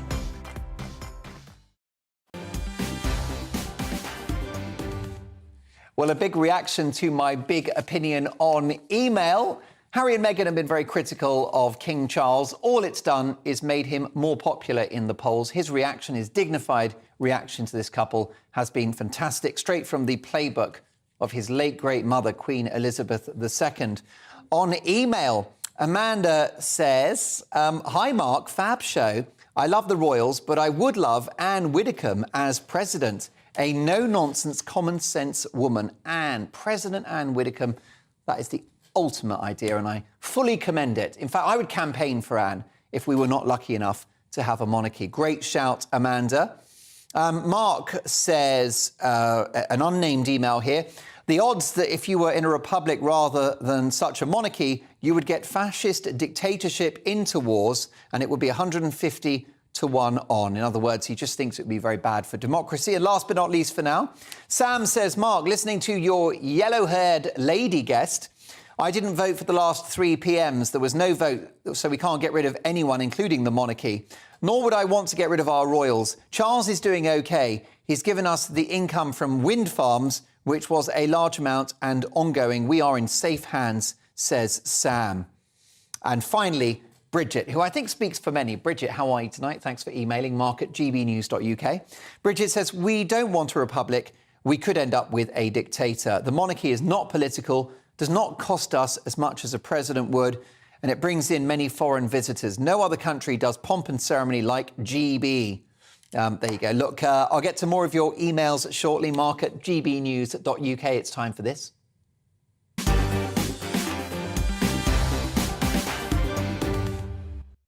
Now, the star of the popular TV series Emily in Paris, Lucien Laviscount, turned the air blue at last weekend's Oscars by yelling the obscenity F the Tories. That's right, F the Tories during a TV interview. This follows comedian and Mission Impossible actor Simon Pegg, who used similar language about the Conservatives and Rishi Sunak in a viral video earlier this year. So why is it open season on Conservatives and their supporters? That's tonight's big question. Is it wrong to be right-wing these days? To debate this, I'm delighted to welcome former Labour MP, a very balanced man himself. He'd never used the F word, Stephen Pounds, and the assistant editor of Conservative Home, William Atkinson. Hi, William. Welcome to the show. Why is it so easy now to attack people who are of a conservative disposition? Why do those on the right get so brutally vilified? Well, one could point to the myriad failures of the various Tory governments we've had over the last 13 years. But I'd say in a broader sense, this is just a less eloquent version of the 1980s slogan of Maggie, Maggie, Maggie, out, out, out. being conservative has always been an unpopular opinion with people who hope to be fashionable. And I just like to quote the Gospel of Luke, forgive them, Lord, for they know not what they do. If the only argument you can come up with against a particular political party or political disposition is to simply bring out the F word, then frankly, I don't think you've got any eloquent arguments. And I'd hope that somebody like Stephen, who is a far more eloquent exponent of the left's case, would agree with me that if you're simply resorting to four-letter answers, it's actually undermining the very case that the opponents of the Conservative Party would want to make. Indeed so. Although I just wonder, William, whether this does have a longer recent history. The brilliant journalist Ross Clark, who's joining me later in the show, wrote an article last year entitled "Why is it okay to be vile and offensive if you're left wing?" We've had, for example, the actress Miriam Margolyes saying that she'd wished Boris Johnson had died of COVID. Well, I mean, yes, but I think it's essentially, to get very technical about it, it's the idea that if you're left wing, you're fundamentally aiming to be progressive. You're aiming to challenge the status quo. And I think not so much as there was 20, 30 years ago, but there's still some sort of frisson of excitement that comes with using bad language. Hence why we're saying F the Tories now rather than quoting the actual the expletive in full. And so if you want to make a point, if you want to make a splash, then deploy relatively lewd language. But I mean, Miriam hasn't done anything of much interest for the last 20 odd years, so she's got to find some way to get into the papers, right? Ouch. Stephen Pound, great to have you on the show. Yeah, the comedian Joe thank you, Joe Brand. God bless you for being my second brain. Joe Brand said on a Radio 4 comedy show that it would be very entertaining to see acid thrown in the face of Nigel Farage. Now, in fairness, it was a satirical show, and I'm the king of free speech. She's entitled to say it, but it doesn't seem to happen in the other direction, from the right towards the left. No. I mean, like you, I'm all in favour of free speech, but free speech doesn't mean shouting fire when you're in a crowded cinema. There's sometimes you've got to be a bit sensible. Look, let's get a serious point about what left and right wing means. The first time anybody ever talked about left and right was after the French Revolution, and it was the left and right wings of the Revolutionary Party. In the first National Assembly, there were no royalists and there were no monarchists. They'd either been executed or slaughtered in the Gironde. And so this is the thing from my perspective, from the left, what makes it so extraordinary is that the real hatred, the real loathing, the left-right, is within socialism. It's within the left. Right. I'm constantly being called a centrist or a moderate or a Blairite or, sort of right-wing Starmerite. And, that's the real hatred. The problem we've got here is the Conservatives have left the battlefield. They're not making the case. Even in my time, and, many, many years in politics, I used to knock on doors. People say, no, I'm a Conservative and I'm proud to be a Conservative. And I clear off you ghastly neo-communist, socialist twats. It's about personal. Anyway, so the point being that if the Conservatives present, as they did this week, a budget which was basically a rehash of Bridget Phillipson's speech on childcare, and that has nothing which is authentically conservative about it, then you can hardly blame people saying that that this is now it's a cheap shot. But it has always been said, the good lack all conviction, and the right are full of the wrong are full of a terrible intensity.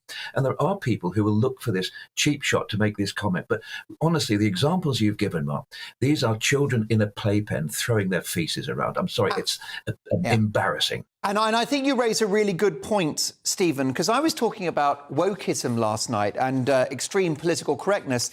And in my big opinion, I pointed out that there are millions on the left around the world who detest wokeism.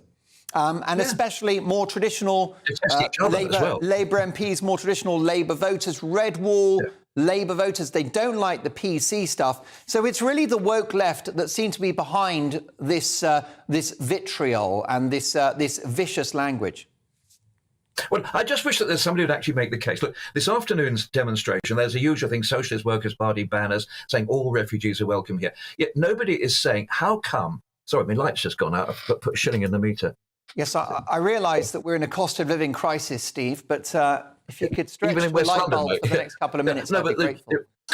Why on earth isn't somebody saying, do we really want every single person in the world to have free entry to this country? Why aren't people making the case? Why are people absolutely abdicating responsibility and leaving the battlefield to those with the loudest voices, or the Miriam Margolyes with their scatological coprophiliac rubbish? Yeah, Stephen Pound, what is this? Mark Dolan tonight or the Blair Witch Project? Do you know what we're going to do? I don't know how busy you are tomorrow morning, but we can have a little trip to IKEA and I'll get you some lighting. Should we do that? Well, it's Mother's Day tomorrow, so I think maybe I'll buy Mrs. P another light. I don't know what happened there. And I'm sure many a politician... Oh, God, gone again. I honestly don't know what's happening. But no, there you go. It's the Blairite Witch Project. That's actually what's happening there. Well, look, an interesting moment of levity, but only for a moment. Whilst we go back to the poison and the vitriol. So, William, is this an issue only within a certain pocket of the left? No, I wouldn't say so. But I must say, first of all, that I agree with every word that Stephen said there. It was entirely correct. So apologies if you wanted a bit more of a Barney. But no, I think especially when it comes to celebrities, there is a tendency towards using this sort of language because I say they want to get on the covers of magazines and go viral and all the rest. But I think it's what Michael Portillo said is that the right thinks the left is misguided, the left thinks the right is evil, and I think that's always been true. People who, I've had it myself, simply walking down the street at Tory party conferences or whatever. I've never actually attended as a Tory party member, only as a journalist, but there's always a baying mob of people to shout in your face, and you don't get that at, you don't get Tories turning up in their flak jackets and tweeds to do the same outside a Labour Party conference, right? So I think I think part of being left-wing, and I think this dates back hundreds, if not thousands of years, to the time of the early Christians, is that if you think you're fundamentally righteous and you think your opponent is fundamentally evil for advocating the things that they're advocating, of course you're going to be angry, of course you're going to be passionate, and of course that's going to lead you to use quite strong language. And I entirely understand that. That doesn't necessarily make it right. That doesn't necessarily make it a useful argument for making your argument. So I do find it infuriating. I mean, I was listening to the news quiz today, yesterday's news quiz. That was your first mistake. On the BBC, anybody who makes a comment about the Conservatives and that got a great roar of applause for it. And it just feels, why on earth isn't the counter-argument being made? Why on earth are people not being challenged when they go for this cheap shot, this low blow, this idea just to try to shock to get some sort of a reaction? Why on earth aren't people standing up for it, apart from, obviously, you, Mark, and a few other people? Well, there you go. Look, I just want, I want, absolutely, Stephen, I want all voices on this show, left, right, centre, you name it. Now, Stephen, well done. I understand that you quickly signed up to Octopus Energy and the lights are back on at the Pound household. Mrs. P will be happy. She gets to see all of your handsome face again. Look, a brilliant debate. Stephen, I'm sorry we didn't have longer. I always enjoy watching you on Jubes & Co. And we look forward to your return to Mark Dolan tonight soon. And also, many thanks to William Atkinson, who is the assistant editor of Conservative Home. Thanks, William, and thank you, Stephen. There you go. Look, we don't do boring, not on my watch. We've been asking, is it bad to be right-wing these days? 35.8% said yes, 64.2% said no. That's right, majority say it's not a bad thing to be right-wing. Look, it's all about opinions. I don't care about left versus right. I want to hear all views on this show. mark@gbnews.uk. Is Donald Trump going to jail next week? We'll discuss that with Kinsey Schofield, live from Hollywood, California. But next, in the news agenda, have workplaces become too ageist? GB News hasn't, but what about the others? See you in 2.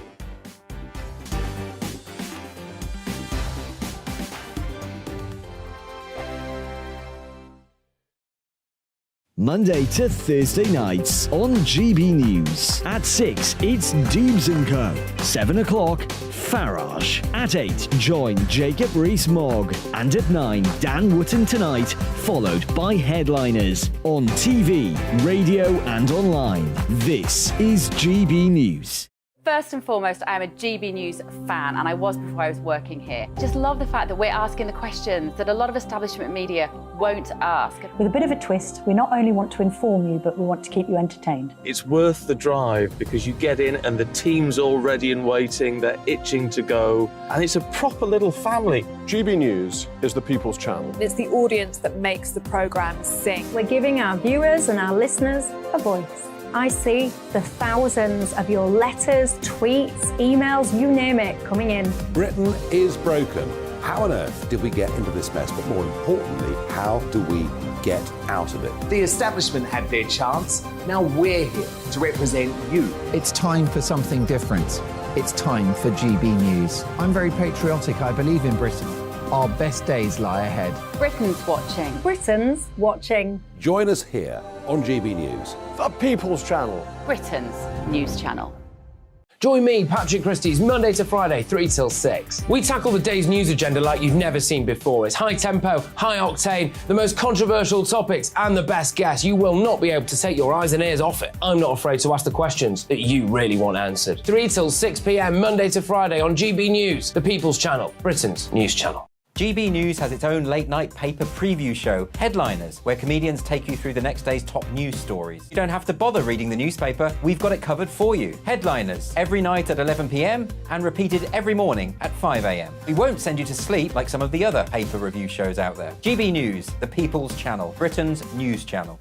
Join me, Camilla Tominey, on Sunday mornings from 9:30, taking the politicians to task and breaking out of SW1 to see how their decisions are affecting you across the UK. Bursting the Westminster bubble every Sunday morning, only on GB News, the People's Channel. Britain's watching.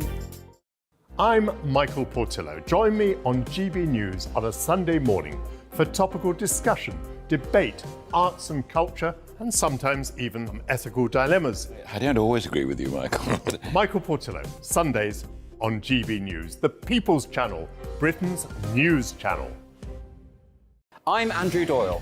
Join me at 7 o'clock every Sunday night for Free Speech Nation, the show where I tackle the week's biggest stories in politics and current affairs with the help of my 2 comedian panellists and a variety of special guests. Free Speech Nation, Sunday nights from 7 on GB News, the People's Channel, Britain's news channel.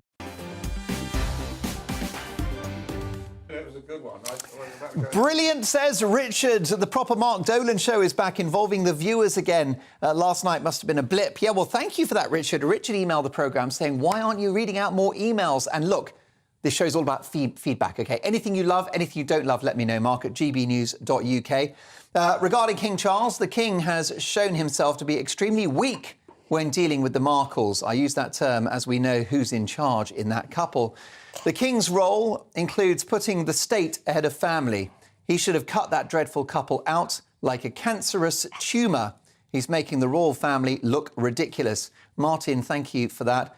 Last but not least, good evening, Mark, says David. David in Notts. Mark, the royal family, unlike most elected politicians, have their finger on the pulse of our nation. We should be eternally grateful for that. Thank goodness we have the royals. Thank goodness Ginge and Cringe are overseas. Let's hope they stay there. Brilliant stuff. Well, look, I'll get to more of your emails shortly. Mark at gbnews.uk. Reacting to the big stories of the day. Royal insider, former bodyguard to Princess Diana, and now writer and broadcaster Ken Worth. Ethnographer, academic and commentator Dr. Lisa Mackenzie. And he's finally made it out of a taxi because of the rail strikes. The best-selling author and journalist Duncan Larkham. Duncan, you made it in one piece. Thank you, Mark. I'm sorry I'm late. You, like millions, have been disrupted, but you were worth the wait. Let's crack on. We've got 3 stories in the next 10 minutes to crack on with in our quickfire news agenda. Starting with the news that 4 academics have won an age discrimination claim against Oxford University. The academics were forced to retire at the age of 68 under a policy apparently intended to promote equality and diversity. However, an employment tribunal has found that the policy has a discriminatory effect. So are workplaces becoming more ageist? What do we think, Lisa? I think they've always been quite ageist. I do know about this story just because I know some academics that have been forced to retire. I've got a friend actually who worked at Cambridge, professor of education, and she was kind of forced to retire as well. You know, and mid-60s. Yeah. And she could have done a few more years. I mean, she's a fantastic academic. She's wonderful, and you know, students love her. Her work is fantastic. People love her. But again, you know, forced to sort of step out, and you know, it's got the wrong tone about it, hasn't it? Really, you know, that you've got a good member of staff, and then you know, forcing them out at a particular point. Indeed. I've just quickly Googled, Duncan, the age of King Charles. He's got one of the most important and demanding jobs in the country. He's 74. He's 74. He's a good advert for the older worker. Well, let's hope so. Let's hope so. I mean, I suppose he's doing all right so far. Yeah, I mean, he doesn't lack energy, he doesn't lack experience, and that speaks for many who could potentially contribute to the workplace. I think that's true. I mean, I think people are seeing that with King Charles. Yeah, he buried his mother, but frankly, I think he also buried Prince Charles at the same time. We've had this new... He seems very, very regal, which is good when you've got that job. But for someone who's waited since the age of 4 to take the job, you know, that's quite a long time to prepare for the coronation and for these last few months. Well, that's right, but why have we forgotten the importance of experience? It's got to be good for the economy. Earlier in the show, we were talking about how 7 million people of working age are not active in the economy. We've got to change that, and that would include the over 60s and the over 70s, Ken. Well, I couldn't agree more with you. I mean, there are a lot of people out there that do want to work. But, you know, this example about academics, you know, being told to say goodbye, you know, it is a shame. The King himself, he's got a job for life, so it matters not to him. And, you know, he is, you know, in a perfect position. You know, I'm actually the same age as him. But you know, I find that astonishing. Thankfully, I don't want to get sent to the Tower, but you look a decade younger.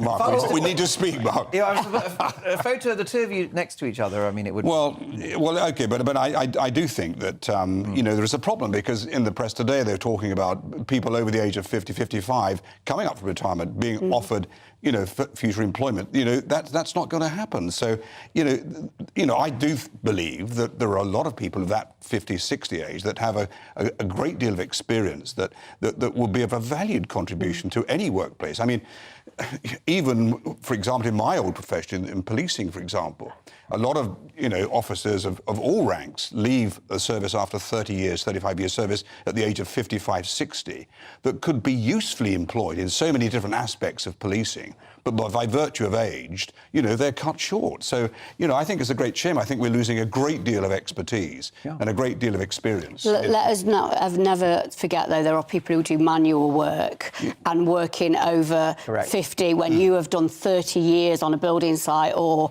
you know, that's but there is no training, or there is no, you know, there's no sort of traversing of skills. You know, it's basically, you know, you're too old and you're too old, and that's it. Let's talk about Mothering Sunday, if we can now, Lisa, because Janet Street Porter, who's a very provocative journalist, has written in the Mail newspaper, it's time to end the cult of mum. The idea of Mother's Day, she says, perpetuates the lie that all mums are perfect. She's arguing that all mums are not perfect. We're fetishising mums, and she said her mum drove her mad. Well, look, do I think that Mothering Sunday is like Valentine's Day and Easter and whatever else now? Ka-ching. Where we have to buy things. Do I think that? Yes, I do. So would I be happy to sort of get rid of Mother's Day? No, because I think it is a day where you remember, you know... But why do we have to pretend that all mums are great? I don't think they do. Who pretends that? Well, we do once a year, don't we, Duncan? Well, I'm not... Yeah, look, what's wrong with having one day a year where at least... I mean, tomorrow I should be going round to, you know, future mother-in-law's house. Oh, good luck with that. You'll be on your best behaviour. Well, I'll be cooking, so I'll probably make a big hash of the whole thing. But my own mother died earlier. Died in October. So I'm sorry to hear that. But this is my first sort of Mother's Day without her. And I don't think I agree with Janet Street Porter, because if it's a day, just one day, that brings families together, even if it's... But listen, I hear what you're saying, but there's a few old dragons out there, aren't there? Why do you look at me like that? But I mean, Janet Street Porter has a viewpoint. She's entitled to that view. You know, I think it is a special day. I mean, you know, I remember Mother's Day when my late mother, you know, we didn't have much, and I remember sort of stealing red-hot pokers out of other people's gardens. But I mean, it was a thought that counts. Yeah. But, as a policeman, yeah, quite. He said. But no, but I do think it's a special day for the vast majority of women that happen to be mothers. But you know, Janet Street Porter has a point of view, and what more can I say? Nothing really. Well, let's just add that Mrs. Dolan, my mother, is perfect, and she's an angel, and there's plenty of cult of mum going on round at our place. Coming up, lots more. At 10 o'clock in My Take at 10, striking passport workers are planning to ruin the Great British summer holiday. My reaction, you won't want to miss it. But next, the Queen of US showbiz, royal and political reporting, Kinsey Schofield, reporting on whether President Donald Trump could be going to prison next week. There's genuine talk that he may be arrested on Tuesday. It would be the political story of the century. Trump goes to jail next week. That's next.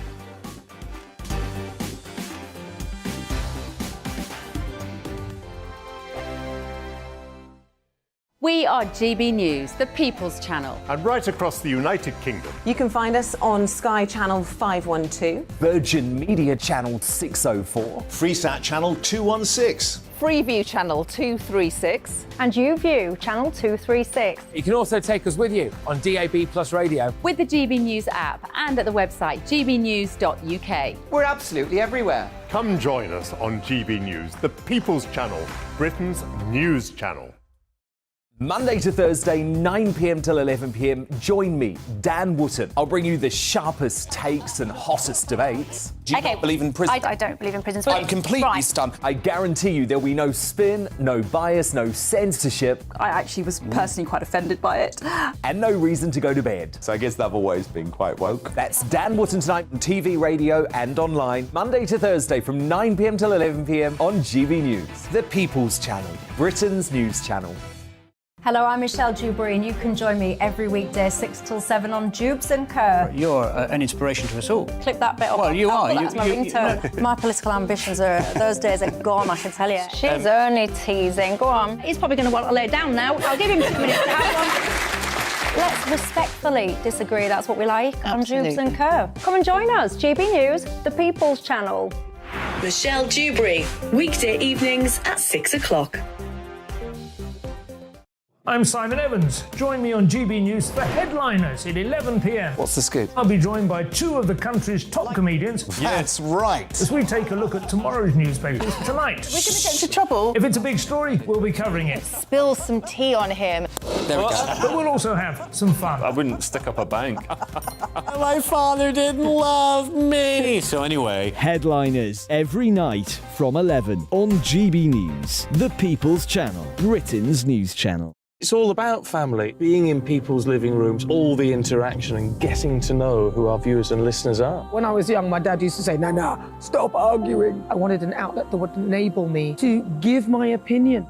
People are going through a really hard time right now, and I know that you don't. Says, hi, Mark. Socialists and Marxists of the left who criticise right-wing parties claim to always occupy the high moral ground on every issue. They choose to ignore the truth of their own ideology and the history of socialist and Marxist regimes, which have been far from moral and more often than not occupy the gutter. David, thank you for that. John says, Mark, it's not Mother's Day, it's Mothering Sunday. Mother's Day is a USA invention. Well, how appropriate. Thank you for that, John, because we are going loud now to the United States. It's time for US News with the Queen of American showbiz, royal and political reporting, Kinsey Schofield. Hi, Kinsey. Hi, Mark. Such a big day for Donald Trump news. I'm glad I'm with you. Well, indeed, it would be the political story of the century. Trump potentially arrested next week. Tell me more. And guess who tipped us off to this? Donald Trump himself, the former president, tweeting out or posting on Truth Social, his own social platform, I should say, that he expects to be arrested on Tuesday. Now, we hear that it's actually the Manhattan DA that reached out to Secret Service to give them the heads up, and Trump decided to post about it and encourage people to protest, to defend him. Now, I have a million notes, so I'm going to look down every once in a while, but I don't want to miss anything. This is being described as purely political driven by Alvin Bragg, the Manhattan DA. By the way, Manhattan is a very volatile place right now. Crime is out the roof. Bizarre that he's choosing to go after Donald Trump right now for Stormy Daniels' money. This case, 7 years old. The statute of limitations elapsed 2 years ago, Mark. Business records, they're saying that they were manipulated. That's a misdemeanor typically. But, Alvin brag, he's elevated it to a felony by adding a second mystery crime, which has to be either a campaign violation or under state or federal law. He can't touch federal, so it's got to be state. But again, this is the second law, the second crime. It's a mystery, and that's why he's able to elevate this to a felony. He has to do three things for Trump to be proven guilty. He has to prove that Trump was personally involved in falsifying business records. This is a busy guy. I imagine that there's not a lot of proof that Trump's hand was personally on this. He has to prove that Trump understood campaign laws, which I challenge you to find anybody in the United States of America that truly understands our campaign laws. Did he intentionally violate them while understanding them? He has to prove that too. And then there's this idea of the dual purpose doctrine. Did he pay Stormy Daniels, for a personal or commercial reasons out of the campaign fund? Because if so, personal or commercial, that is not a campaign contribution, and that's not against the law. And keep in mind, I'm sorry, I'm going to keep going. Keep in mind that the Department of Justice investigated this for several years. The Federal Elections Commission looked into it, and the predecessor before, Braggs, also tried to get Trump on this and just couldn't find anything. So again, purely politically driven is how it's being described here in the United States. The Twitter owner, Elon Musk, has entered this row.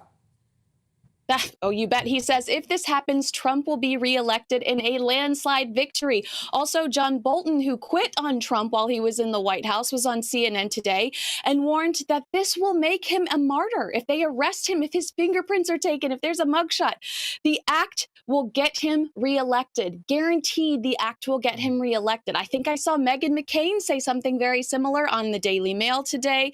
Now, insiders say the DA's office is in chaos. 60% of the office want no part of this, and they don't feel like there's a crime, and it's just a small group of radicals that are pursuing this. Do we know what Mark, the percentage chance? Yes, of course. Trump's polling very well. So, the conspiracy theories floating around are, is this how they take him out of the race? Is this how they put him in his place? So that's what people are whispering. Yes, I mean, it's obviously a complex legal issue, but do we know what the percentage chances are that Trump could be arrested and jailed next week? It's got to be an outside bet, hasn't it? I mean, if Trump is saying that he expects to be, obviously he's really concerned about that. He is concerned about the potential, and it's hard to get under his skin these days. So I imagine that it's something that he is terrified of. But Alan Dershowitz, the attorney who I believe you've actually interviewed, I think I've seen you speak to him before. Interesting guy, yeah. Alan Dershowitz says that this is something he could win on appeal, but that's his best chance. King Charles's coronation is on the 6th of May of this year. You're flying to London and to the GB News studios to participate in our blanket coverage of what will be the happiest moment of the year. And look, tell me about the seating plan, because that's always important with these occasions, isn't it? Well, what's actually been leaked is the procession plan. And we are expecting to, I'm pretty excited about this. Prince Louis, the star of Jubilee, they call him the boss baby on the internet, is expected to partake in the procession with his brother and sister and mom and dad. Is he the one that does this? Oh, yeah. And then we got like a lot of, everything. Like, he was just such a superstar, the most fun, and I cannot wait to see him. But he is expected to participate in the procession. But what's interesting is that Harry and Meghan were not in the leaked plans, and Prince Andrew and his daughters were not included in the leaked plans. We do expect see Prince Edward and Sophie. We expect to see Princess Anne. So a lot of familiar faces, but not some of the salacious ones. Indeed. Look, what's the latest on whether Harry and Meghan will accept the invitation to attend the coronation? Do you think they'll come, or just Harry?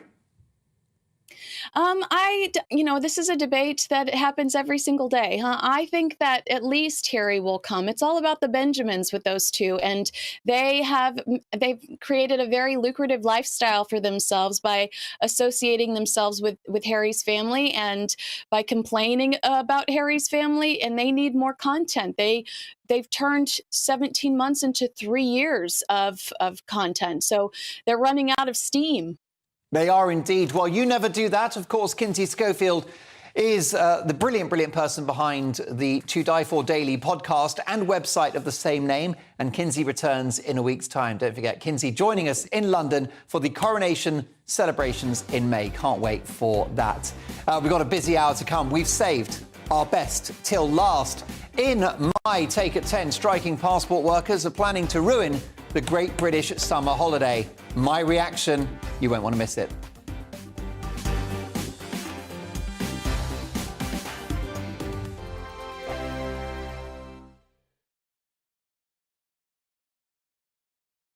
I joined GB News because I was sick and tired of not hearing my views being represented, not just mine, but so many people that I knew and spoke to. I just couldn't get my voice out there. I couldn't say anything. I couldn't do anything. Whatever the narrative was, I kind of had to follow it. GB News is there to provide a voice for those who have been ignored by the establishment media. We think different things, we've got a different style. GB News is here to be optimistic and positive about the future. It's real kind of dynamic and flowing, with the audience very much at the heart of it, like a big family.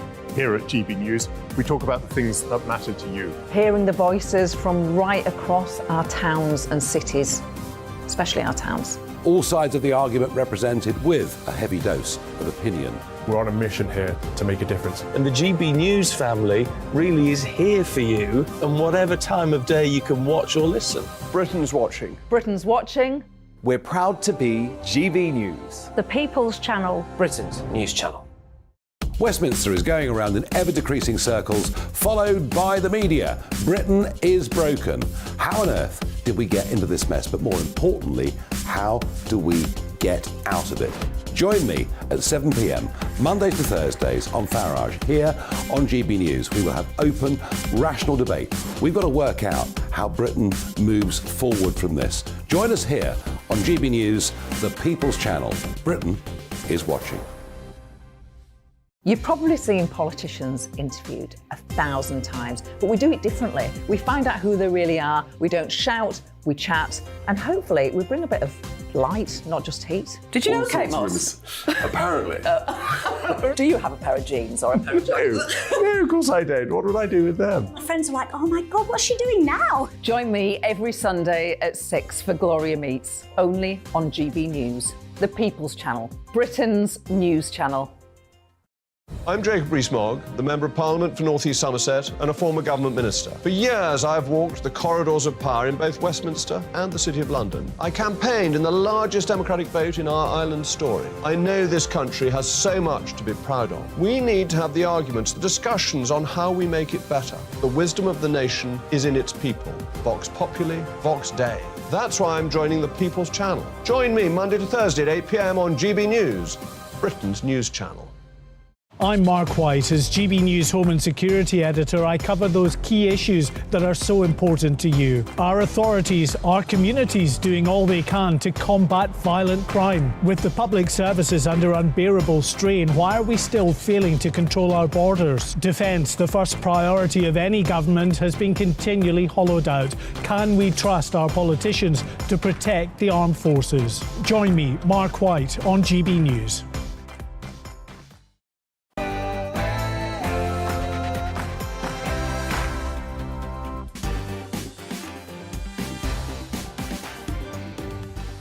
It's 10 o'clock and this is Mark Dolan Tonight. In my Take at 10, striking passport workers are planning to ruin the Great British Summer Holiday. My reaction.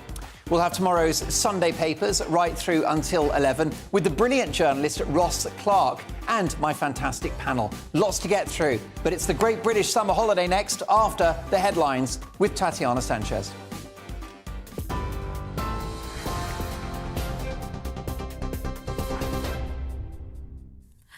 Mark, thank you very much and good evening. This is the latest from the GB Newsroom. The Home Secretary has defended the government's plan to send illegal migrants to Rwanda. Suella Braverman is in the Rwandan capital, Kigali, where she's been given a tour of a housing site that will provide long-term accommodation for refugees. She maintains the government's deportation policy, which has faced some criticism, will act as a powerful deterrent for those considering dangerous journeys on small boats. The Home Secretary also visited a training and education centre where she addressed some of the graduates. We are absolutely delighted and excited about our partnership with Rwanda to be creating a vibrant community here, to be a positive, secure, beautiful haven and home for many thousands of people. And I'm really excited about the contribution that these talented graduates will be making to the prosperity of Rwanda and the security of many, many people. Meanwhile, thousands of people across the country took to the streets today to protest against racism. The demonstrations have been partly organised in response to the government's illegal migration bill. Marches were held in London, Glasgow and Cardiff this afternoon. One of the demonstrators' signs read, "No human being is illegal." Donald Trump says he expects to be arrested on Tuesday. In writing on his site Truth Social, he called on his supporters to protest and take the nation back. The Manhattan District Attorney's Office is likely to bring charges against the former US president over an alleged hush money payment made to the adult film star Stormy Daniels in the run-up to the election in 2016. No former president has ever been criminally charged, and Trump, who's been impeached twice, says the attorney's office is corrupt and highly political. And the SNP's chief executive has resigned with immediate effect. It follows reports Peter Murrell, who's also Nicola Sturgeon's husband, was facing the threat of a vote of no confidence following a row over the party's membership numbers. In a statement, he said while there was no intent to mislead, he accepts that that has been the outcome. Michael Russell will oversee the operation of the SNP's headquarters in the interim. TV, online and DAB Plus radio. This is GB News. Now it's back to Mark Dolan tonight.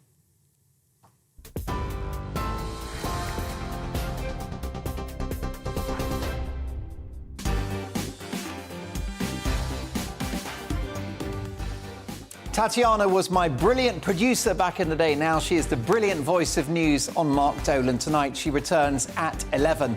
Welcome to Mark Dolan Tonight, a very busy final hour. In my take at 10, striking passport workers are planning to ruin the Great British summer holiday. My reaction. At 10:20, we'll have a look at Sunday's front pages. In the company of the brilliant journalist Ross Clark, we'll get reaction to tomorrow's Sunday papers from my panel right through until 11 as well. Royal insider Ken Worth, former bodyguard to Princess Diana, ethnographer, academic and commentator Dr. Lisa Mackenzie, and the best-selling author and journalist Duncan Larkham. I want to hear from you throughout the show. Mark at gbnews.uk. A busy hour to come. Let's start with my take at 10.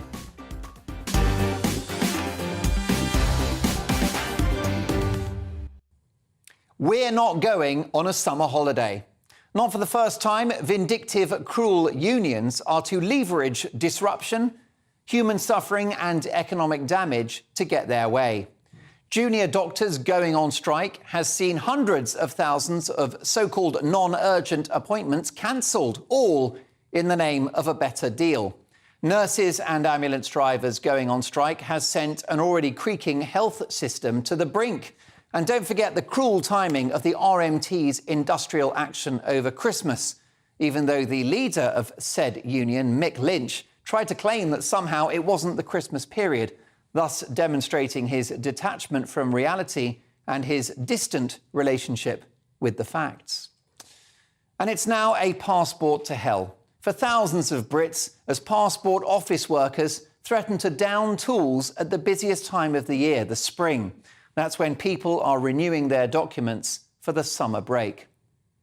Although how you'll be able to tell striking passport workers from the normal ones who have presided over 3-month delays without any industrial action is anyone's guess. Now, I've got no doubt there is a case to be made for passport workers, nurses, ambulance drivers, train drivers, you name it, to get a bump in their pay packet. Absolutely. Britain needs a pay rise and has fallen behind over many years. People across multiple sectors, including, of course, the private sector, who never get a look in, are struggling. But these wage demands are set against a backdrop of eye-watering inflation, a national debt the size of Everest, and a budget deficit that means that every day more goes out than comes in. You can dress it up all you like, but Britain is broke. So fight for your deal, absolutely. The right to down tools within the correct procedures is a sacred and democratic one. It's up there with free speech. But not if you're holding passengers to ransom in the way that the RMT have, holding patients to ransom in the way that the NHS workers have, and holding holidaymakers to ransom in the way that the Passport Office staff plan to do.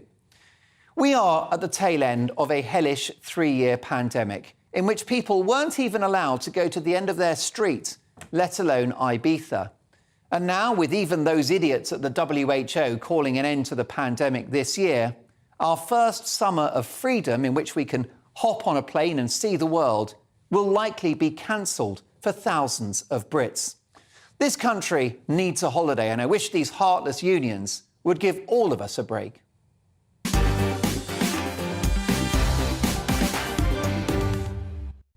What's your view? Mark at gbnews.uk. I'll get to your reaction shortly, but let's get the views now of my fantastic panel. I'm delighted to welcome the fantastic former royal insider, now broadcaster and presenter, the wonderful Ken Wharf, ethnographer and political commentator, Dr. Lisa Mackenzie, and best-selling author and journalist, the one and only Duncan Larkham. Duncan, let's start with you. Look, we can debate whether the public sector deserve a pay rise. I think in many cases there's an argument for it. I'm not that happy with the method, though, particularly depriving Brits of their summer holidays. Yeah, it does strike me as incredibly cynical to try and pick the busiest time of year, the spring, when people are trying to make sure that their papers are all in order so they can go on holiday.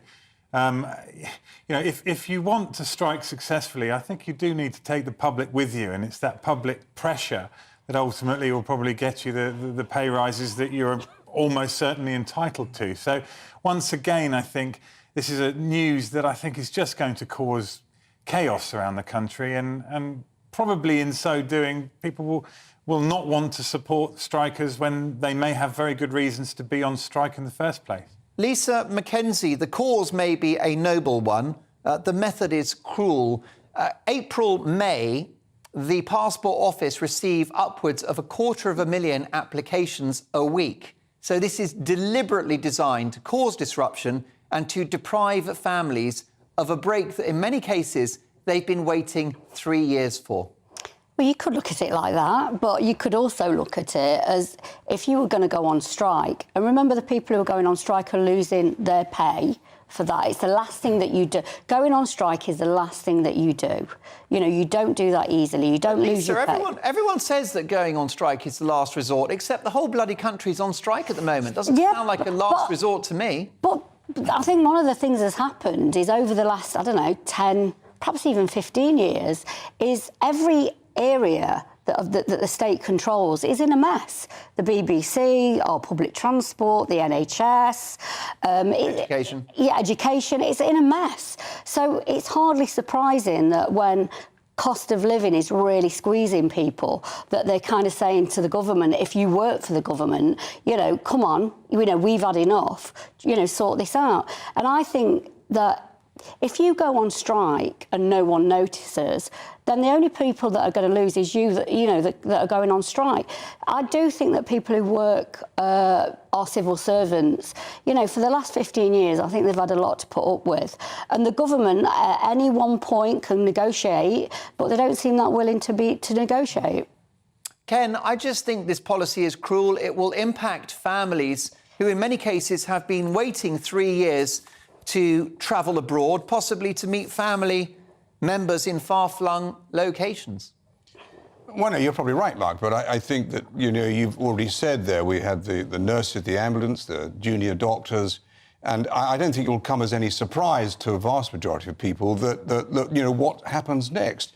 And, of course there's going to be some inconvenience. That's the whole point of people striking, because they want to make the demands on government to make sure that they get what they're asking for. That's where we are in this country at the moment. There is no pot there that can sort of pay out immediately, what they're asking for. And effectively what everyone's doing is holding the government to ransom, eventually to cave in and give them something back. We've got some agreement already with the nurses and the ambulance people as well. But eventually, of course, a deal will be struck with the junior doctors, and I dare say a deal will be struck with the passport office as well. But I think if you go deep into this issue and realise just exactly what their salaries are, it hasn't kept pace with inflation and indeed where the country sits at the moment. So it's a problem, and I think the vast majority of people will have some sympathy with this, but it doesn't solve the problem of those whose holidays perhaps will be spoilt by their action. But that is sadly very indicative of where we sit at this moment in this country. And here's the thing, we saw this with the RMT strike over Christmas, Duncan Larkham.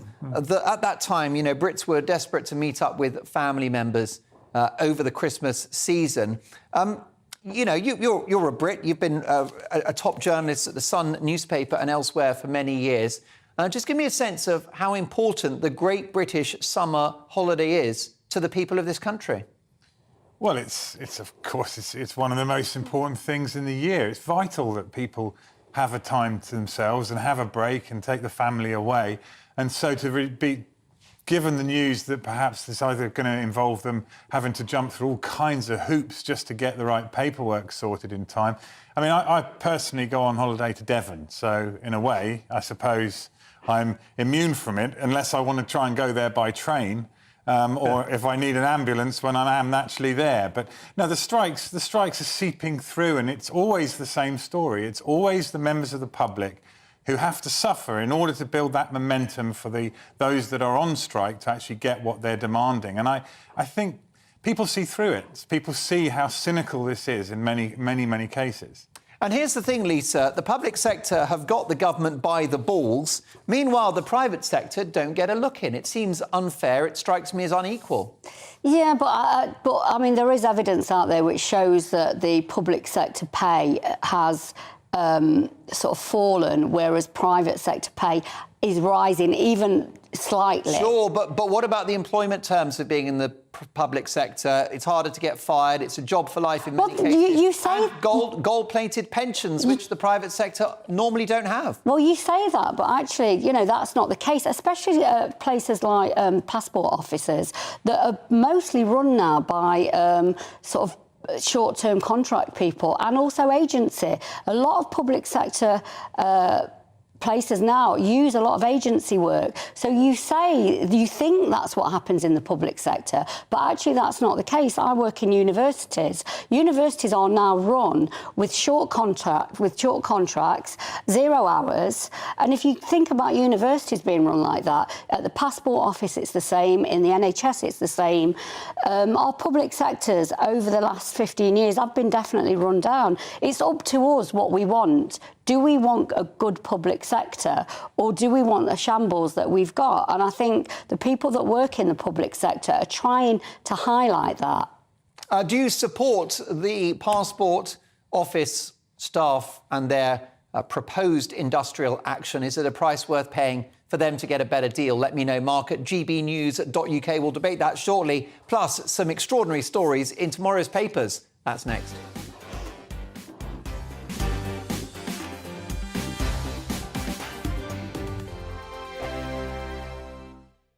Monday to Thursday nights on GB News. At 6, it's Dubes & Co. 7 o'clock, Farage. At 8, join Jacob Rees-Mogg. And at 9, Dan Wootton Tonight, followed by Headliners. On TV, radio and online. This is GB News. First and foremost, I am a GB News fan, and I was before I was working here. Just love the fact that we're asking the questions that a lot of establishment media won't ask. With a bit of a twist, we not only want to inform you, but we want to keep you entertained. It's worth the drive because you get in and the team's all ready and waiting, they're itching to go, and it's a proper little family. GB News is the people's channel. It's the audience that makes the programme sing. We're giving our viewers and our listeners a voice. I see the thousands of your letters, tweets, emails, you name it, coming in. Britain is broken.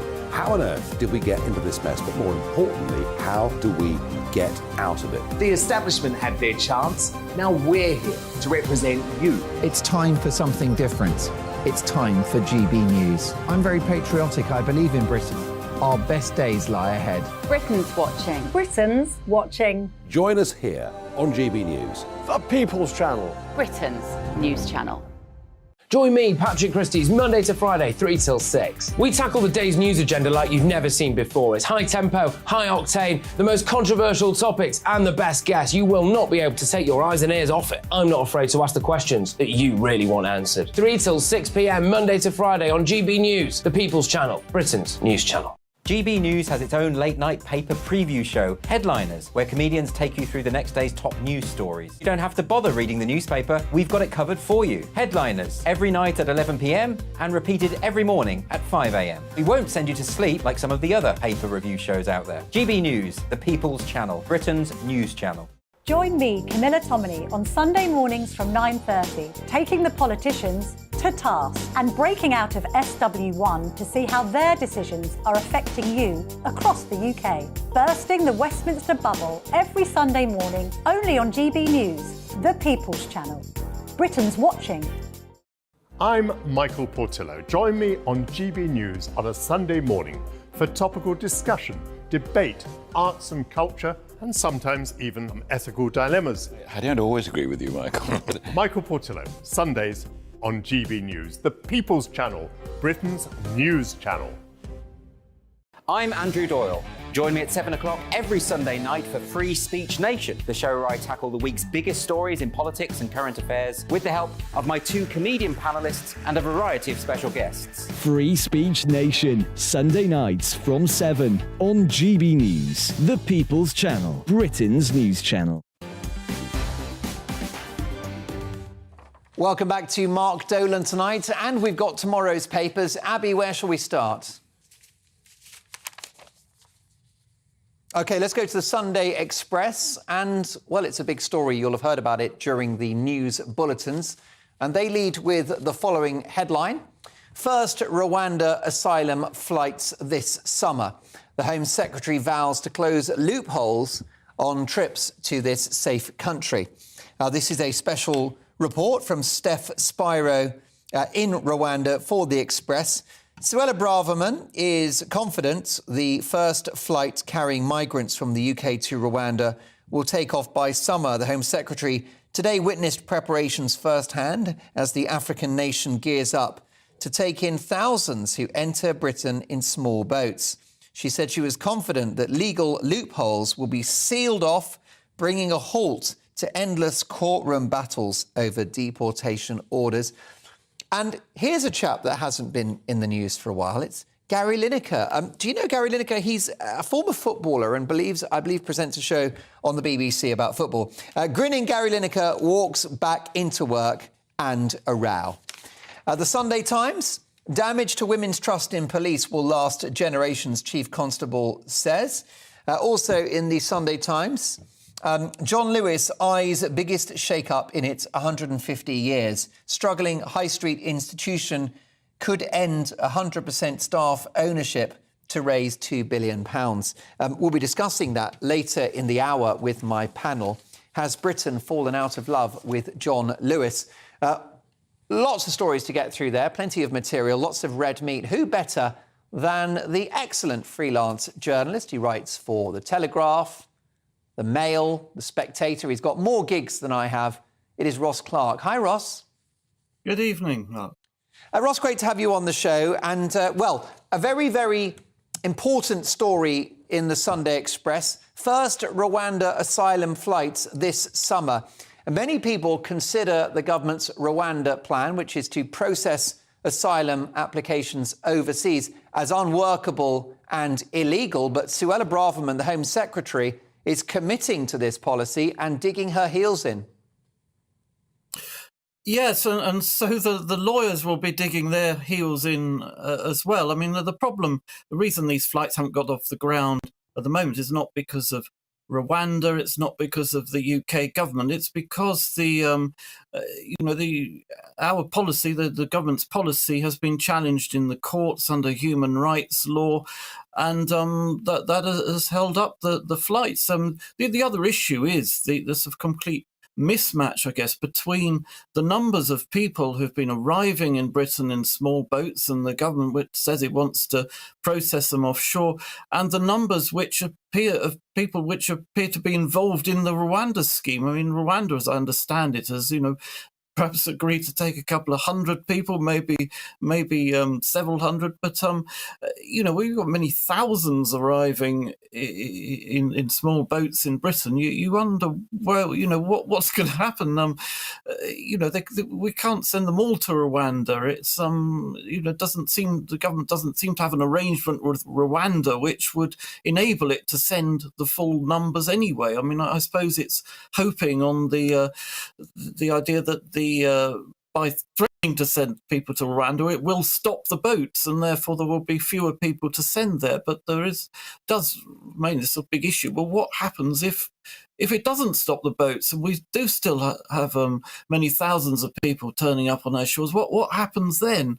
And I don't think the government's really sort of answered that yet.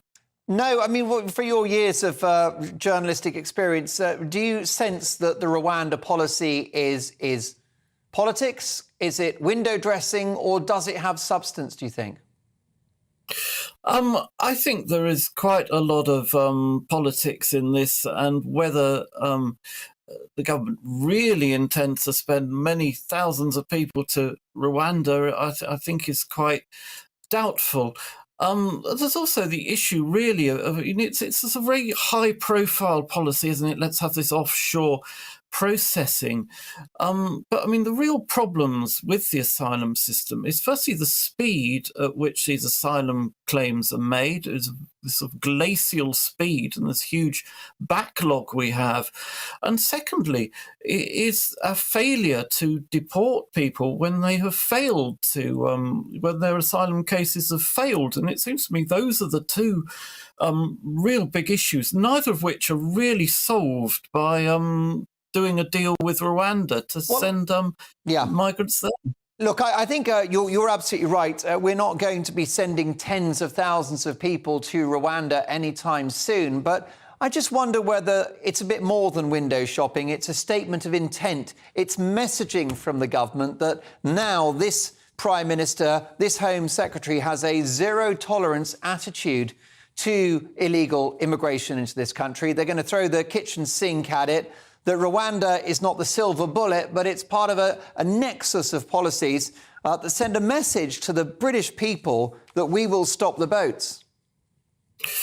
Well, yeah, the government's been saying that for years, hasn't we? I mean, when Sajid Javid was Home Secretary, he called it sort of emergency. There was going to be all kinds of, Priti Patel, when she was Home Secretary, she came up with the Rwanda scheme originally, and but so nothing's really worked so far, and people still, large numbers of migrants, maybe some genuine refugees, an awful lot more economic migrants continue to be attracted to Britain and to other European countries as well, of course. And we don't, really have an answer to what to do. But Ross, sorry to interrupt you, but do you not detect, though, an extra level of conviction from this new administration?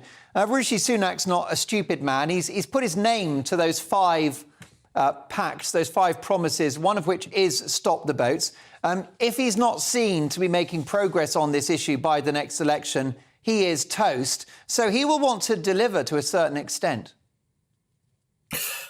Well, yes, he obviously does need to deliver. I mean, an awful lot of people in the country are very concerned about the levels of migration and the effect on public services. And I mean, that's not unreasonable to feel that way, even if some people maybe exaggerate the numbers on some occasions. But I really don't see in the Rwanda scheme itself anything which really changes the fundamental problems which I see here, which is firstly the very slow speed at which these cases are processed and our failure to deport those failed asylum seekers. And, we really need to be speeding those up. And the Rwanda scheme is sort of slowing everything down because it's being dragged through the courts. And I suppose, if it does get up and running and, the government does end up processing cases offshore in Rwanda, then,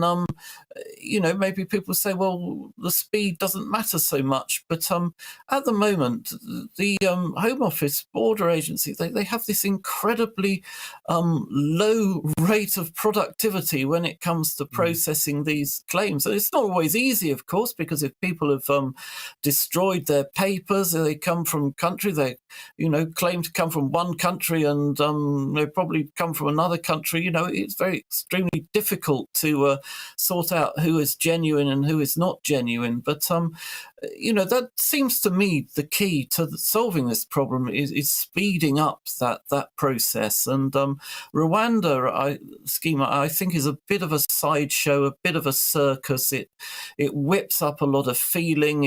There's a story in the day, I think in the Telegraph, of a pollster who said, well, actually, Gary Lineker has done the government an enormous favour over the past week because there is now virtually nobody in the country who does not know about the migration bill and the Rwanda plan. Well, this is a very fair point, Ross, because and that might be the difference at the next election. The government's plan might be flawed, but they're being seen to be more proactive than perhaps any Labour government would. But look, this one is going to run and run. Ross, thank you so much for your wise input. Ross Clark is a journalist at The Spectator, The Telegraph, The Mail and elsewhere. Great to have you on the show, Ross.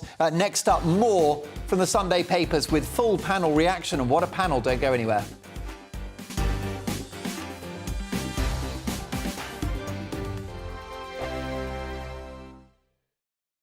We are GB News, the People's Channel. And right across the United Kingdom. You can find us on Sky Channel 512. Virgin Media Channel 604. Freesat Channel 216. Freeview Channel 236. And YouView Channel 236. You can also take us with you on DAB Plus Radio. With the GB News app and at the website gbnews.uk. We're absolutely everywhere. Come join us on GB News, the People's Channel, Britain's news channel.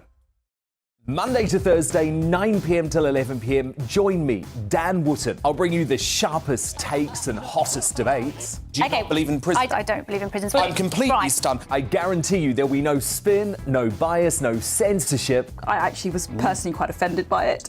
And no reason to go to bed. So I guess they've always been quite woke. That's Dan Wootton tonight on TV, radio and online. Monday to Thursday from 9 p.m. till 11 p.m. on GB News. The People's Channel, Britain's news channel.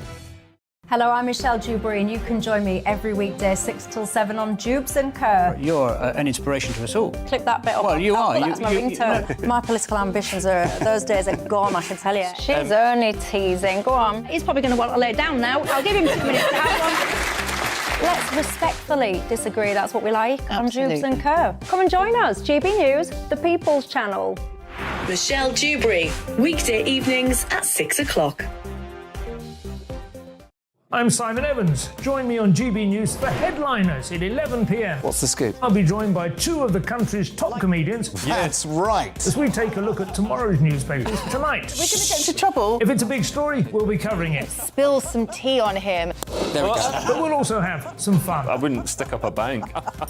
My father didn't love me. So anyway. Headliners every night from 11 on GB News, the People's Channel, Britain's news channel. It's all about family, being in people's living rooms, all the interaction and getting to know who our viewers and listeners are. When I was young, my dad used to say, no, stop arguing. I wanted an outlet that would enable me to give my opinion.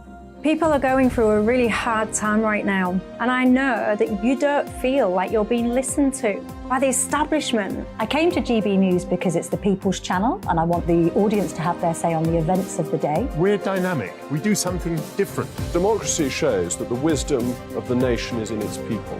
I get to travel to find out what the story is from a personal perspective. The British people aren't fools. We know when we're not being told the full story. We've got to work out how Britain moves forward from this. It's the best country in the world. The establishment had their chance. Now we're here to represent your views. Britain's watching. Britain's watching. Britain's watching. We're proud to be GB News, The People's Channel. Britain's news channel.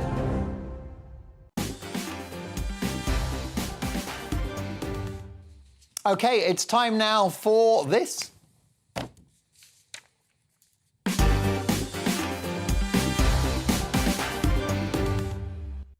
It is the Sunday papers. Let's have a look at tomorrow's front pages. Where shall we start? Let's have a look at the Mail on Sunday.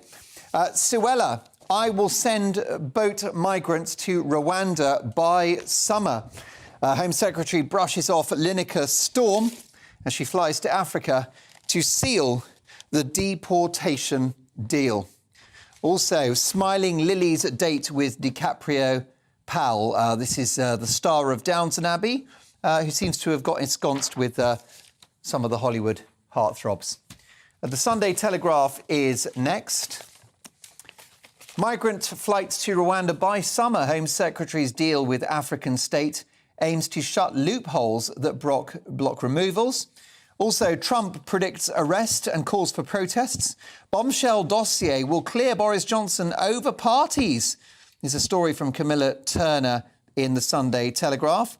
And also, thousands of city jobs will go amid race to save Swiss Bank. Sunday Mirror is next. Refugee taken in by Match of the Day host. Britain should be proud of Lineker. Praise for Carrie on his return to the BBC as Braverman visits Rwanda Migrant Centre. The refugee taken in by Gary Lineker has said Brits should be proud of the man for his generosity in accommodating him at this time of need. OK, now let's have a look at the Sunday Times. Damage to women's trust in police will last generations, Chief Constable says. Also, BBC Sharp's friend got 2 jobs at the corporation. The Sunday Times are obsessed with this story about the BBC and its chairman. Braverman's new world. Suella Braverman, the Home Secretary, visiting housing in Rwanda for migrants. Also, John Lewis eyes biggest shake-up in its 150 years. Struggling high street institution could end 100% staff ownership to raise £2 billion. We'll be discussing John Lewis later. Have we fallen out of love with this iconic department store? OK, now let's have a look at the Sunday Express. First, Rwanda asylum flights this summer. Home Secretary vows to close loopholes on trip to safe country. The Home Secretary today witnessed preparations at first hand as the African nation of Rwanda gears up to take in thousands who enter Britain in small boats. She said she was confident that legal loopholes will be sealed off, bringing a halt to endless courtroom battles over deportation orders. Grinning Gary Lineker walks back into work and another row. Also, Eamon Holmes on the front page of the Sunday Express. Give your mum a hug from me. Stars Mother's Day grief. There you go. Lovely photo of our own Eamon Holmes with his much-loved mum. Daily Star Sunday. Razor exclusive. Losing 7 stone turned me into a stud muffin. Football legend Neil Razor Ruddock tells today how his 7-stone weight loss after gastric surgery has left him with a harder tackle than ever. Ken Worf, quite shocked there. Not used to that language, are you, Ken? The ex-Liverpool star claims his todger has tripled in size and is enjoying extra time in bed with his wife, Leah. There you go. Back of the net. I think we might have entered the realms there of too much information. But Neil sounds like he's sharpened his razor. You're welcome. Right. We'll stop with the puns. Let's get reaction to tomorrow's papers from my fantastic panel of experts. We have royal insider, former bodyguard to Princess Diana, now political commentator and broadcaster Ken Worf, ethnographer, academic and commentator Dr. Lisa Mackenzie, There she is. Misgendered there for a second. Did you? Of course, we've also got, but they showed an image of a little still of Duncan Larkham, but let's go to Duncan now. Who, let's be honest, is the eye candy of this show. Duncan Larkham is best-selling author, former royal editor of the Sun newspaper, and I'm delighted to say he's a journalist at large across the country. In fact, can we get a quick plug-in for your book? Your book is out. What's it called, Duncan? Actually, it's not out until after the coronation. Oh, is it? All right, well, you know what? Can I book you for the exclusive interview? Of course you can, yes. All right. Can you reveal the title? Reveal the title. It's still a working title. Oh, I like it. Top I've been secret. told. Classified. It would be like the WhatsApp messages. It's going to break the internet, isn't it? I'll give you a clue. It's not Spare 2. Oh, glad to hear that. That would be going straight into the charity shop. Right. Listen, let's go through this story. And really, the only story in town, Duncan Larkham, is Rwanda. Suella Braverman, I'll send boat migrants to Rwanda by the summer. Migrant flights to Rwanda by summer, say the Sunday Telegraph. Clearly, the messaging from Number 10 is they want to get it out there that they are going to stop the boats. Your reaction? Well, surprise, surprise, obviously, the Home Secretary's been over in Rwanda, surrounded by journalists, and this seems to be the line, the pledge they pick up on. It's interesting how much political stake they're actually placing on this, because as we know, and as obviously the government know, it's not as simple as saying, right, we're going to send people to Rwanda, because then you have the legal battles, you have all the questions and controversies that surround it. So, do you want to say lefty lawyers or not?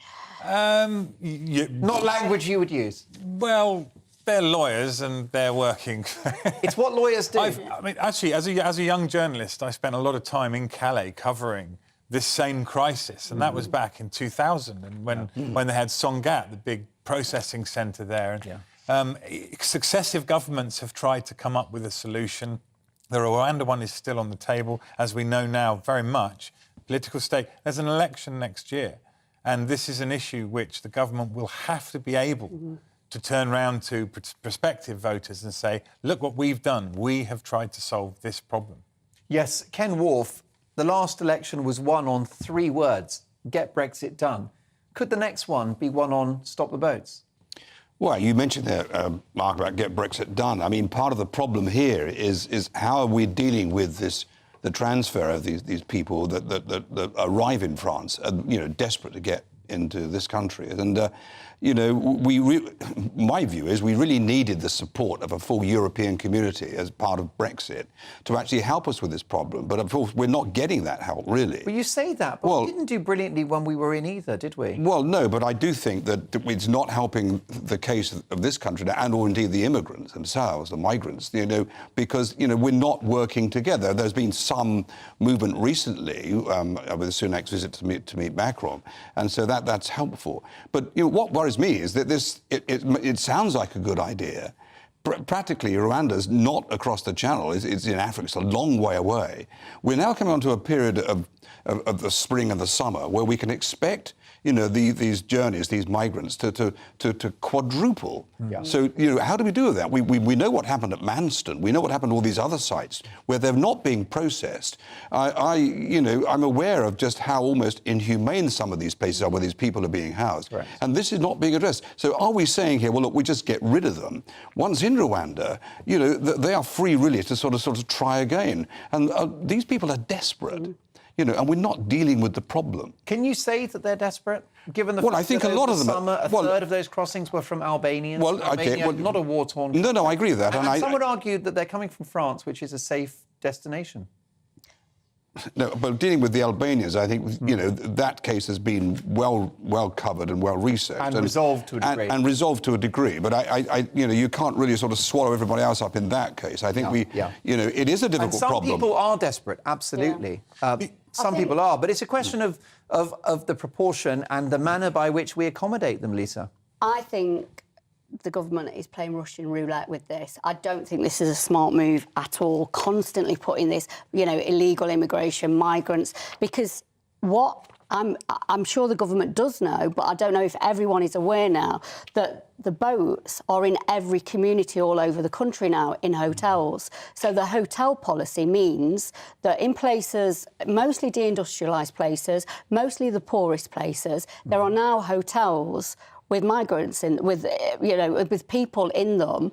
Over this winter, people have got very angry that they've not been able, they've been struggling to put their heating on, and they've seen these hotels being taken over by the government. So this constant, I suppose, push that we're going to get this done, and then actually if this doesn't happen, and Rwanda can't solve the problems that we've got. I mean, there's 45,000 migrants that have come this year. As Ken says, we're moving into a period where there's probably more going to come, and keep pushing this. What is going to happen in these communities, where people are quite rightly going to start questioning the hotel policy, the Rwanda policy. What is the government going to do? Indeed. It's Russian roulette. Well, let's hear the views of some of our listeners and those watching the programme here on GB News. Shane says, Mark, stopping the boats is simple. When these individuals arrive, take their photo and fingerprints, let them know they're not entitled to any UK benefits at all, and give them a £45 tent from Argos, the same as they got in France. Let them go with a telephone number they can ring when they want to be sent home. Done. Shane there, just not pulling his punches. Nikki, Mark, as your speaker has said, it takes longer because they destroy their documents. It will take longer if that happens. I live in Ipswich and do not go into town as several hotels have been closed so they can house migrants. I don't feel safe as a 70-year-old going into town because of the groups of men loitering around. I remember when Radio Caroline, which was more outside the 3-mile limit, and if the ship came into British waters, the DJs were arrested. Why has this changed? Christina, Mark, how is it that Hungary and Poland, both countries being in the EU, put up barriers on their borders and refuse to allow refugees to enter, yet the UK is being forced to take them? And last but not least, Alison, Mark, they can only take a few hundred in terms of Rwanda. Well, that's nonsense and propaganda, which has been spread by people trying to discredit the policy. They've said they can take as many as we can send, and the Home Office staff are not fit for purpose and need replacing if they won't do their jobs. The important point about reading those emails out, Duncan, is to understand how high public feelings are running about this at the moment. That's right. I mean, of course, this is something that, thanks to the likes of Gary Lineker and so on, it has become an absolutely front and foremost issue for the public. But in reality, I mean, I think, as Lisa mentioned, I live in Kent and I've seen this grow, the issue of the boats grow. It used to just be a few dozen people, and 45,000 last year. 45,000, and that is going to grow and grow. And that's on top of that. Well, that's part of net migration of 500,000 year on year last year. I mean, the point is that Britain's a welcoming country, and we can have a national debate about how many we welcome. What I think is unacceptable to many of the British people is the sight of people crossing the Channel illegally, on dinghies, discarding their documents. It's just not how the public want this done. I think the public's view really is, I mean, let's face it, the border that they're coming from France, mainland France, a safe country. And until, if ever it was possible, the only way to deter these people risking their lives day in, day out on these boat crossings is if the boats are simply turned around, taken back to the destination in France, mainland France, and say, you're not coming by this route. This is not the right route.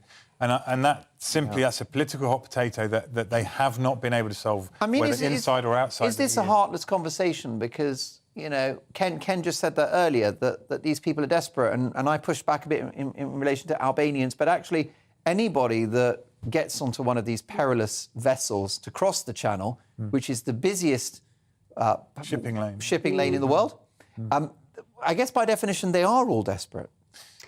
Are we mischaracterising those crossing the Channel? Well, I was in my gym in Nottingham earlier today, which is a proper rough boxing gym. And like proper old school? Proper old school, Liberty Gym in Nottingham, proper boxing gym. There's 2 Albanian guys in there, and they said I told them I was coming on tonight, and they said to me, you know, can you tell people, you know, we're taxi drivers and we're not criminals, and we came here 15 years ago to work. An interesting perspective to have their story, and then now they make a great contribution. Yes, yeah. The Sunday Mirror. Britain should be proud of Lineker, says the man he took in, Lisa. Do you know why I'm not proud of Lineker? I didn't like this Lineker thing the other week, and that is because his connection with Alistair Campbell. You can't, care about refugees this week, but forget that your business partner and your friend was part of a government that was a cause for millions of people now homeless and stateless. Participated in the illegal war, the Iraq war, the sexed-up dossier, which essentially oversold the notion of weapons of mass destruction, which was the terms by which we entered that war. Yeah, and the consequences has been, 20 years of turmoil in the whole of that region, and the consequences have been people, moving around. And also Lineker swanning off to the World Cup and the Qatar stadium built by slaves. If you're going to sort of be voted in the public realm, I think you've got to be honest about it. Did everyone know last week his connections to Alistair Campbell? I don't think they did. There you go. Well, look, there you go. Lots more papers to come, including a cracking story in The Observer. Plus, have we fallen out of love with John Lewis? Lots more topics to come. Fake grass as well. Have you got it? We'll discuss that next. Don't go anywhere.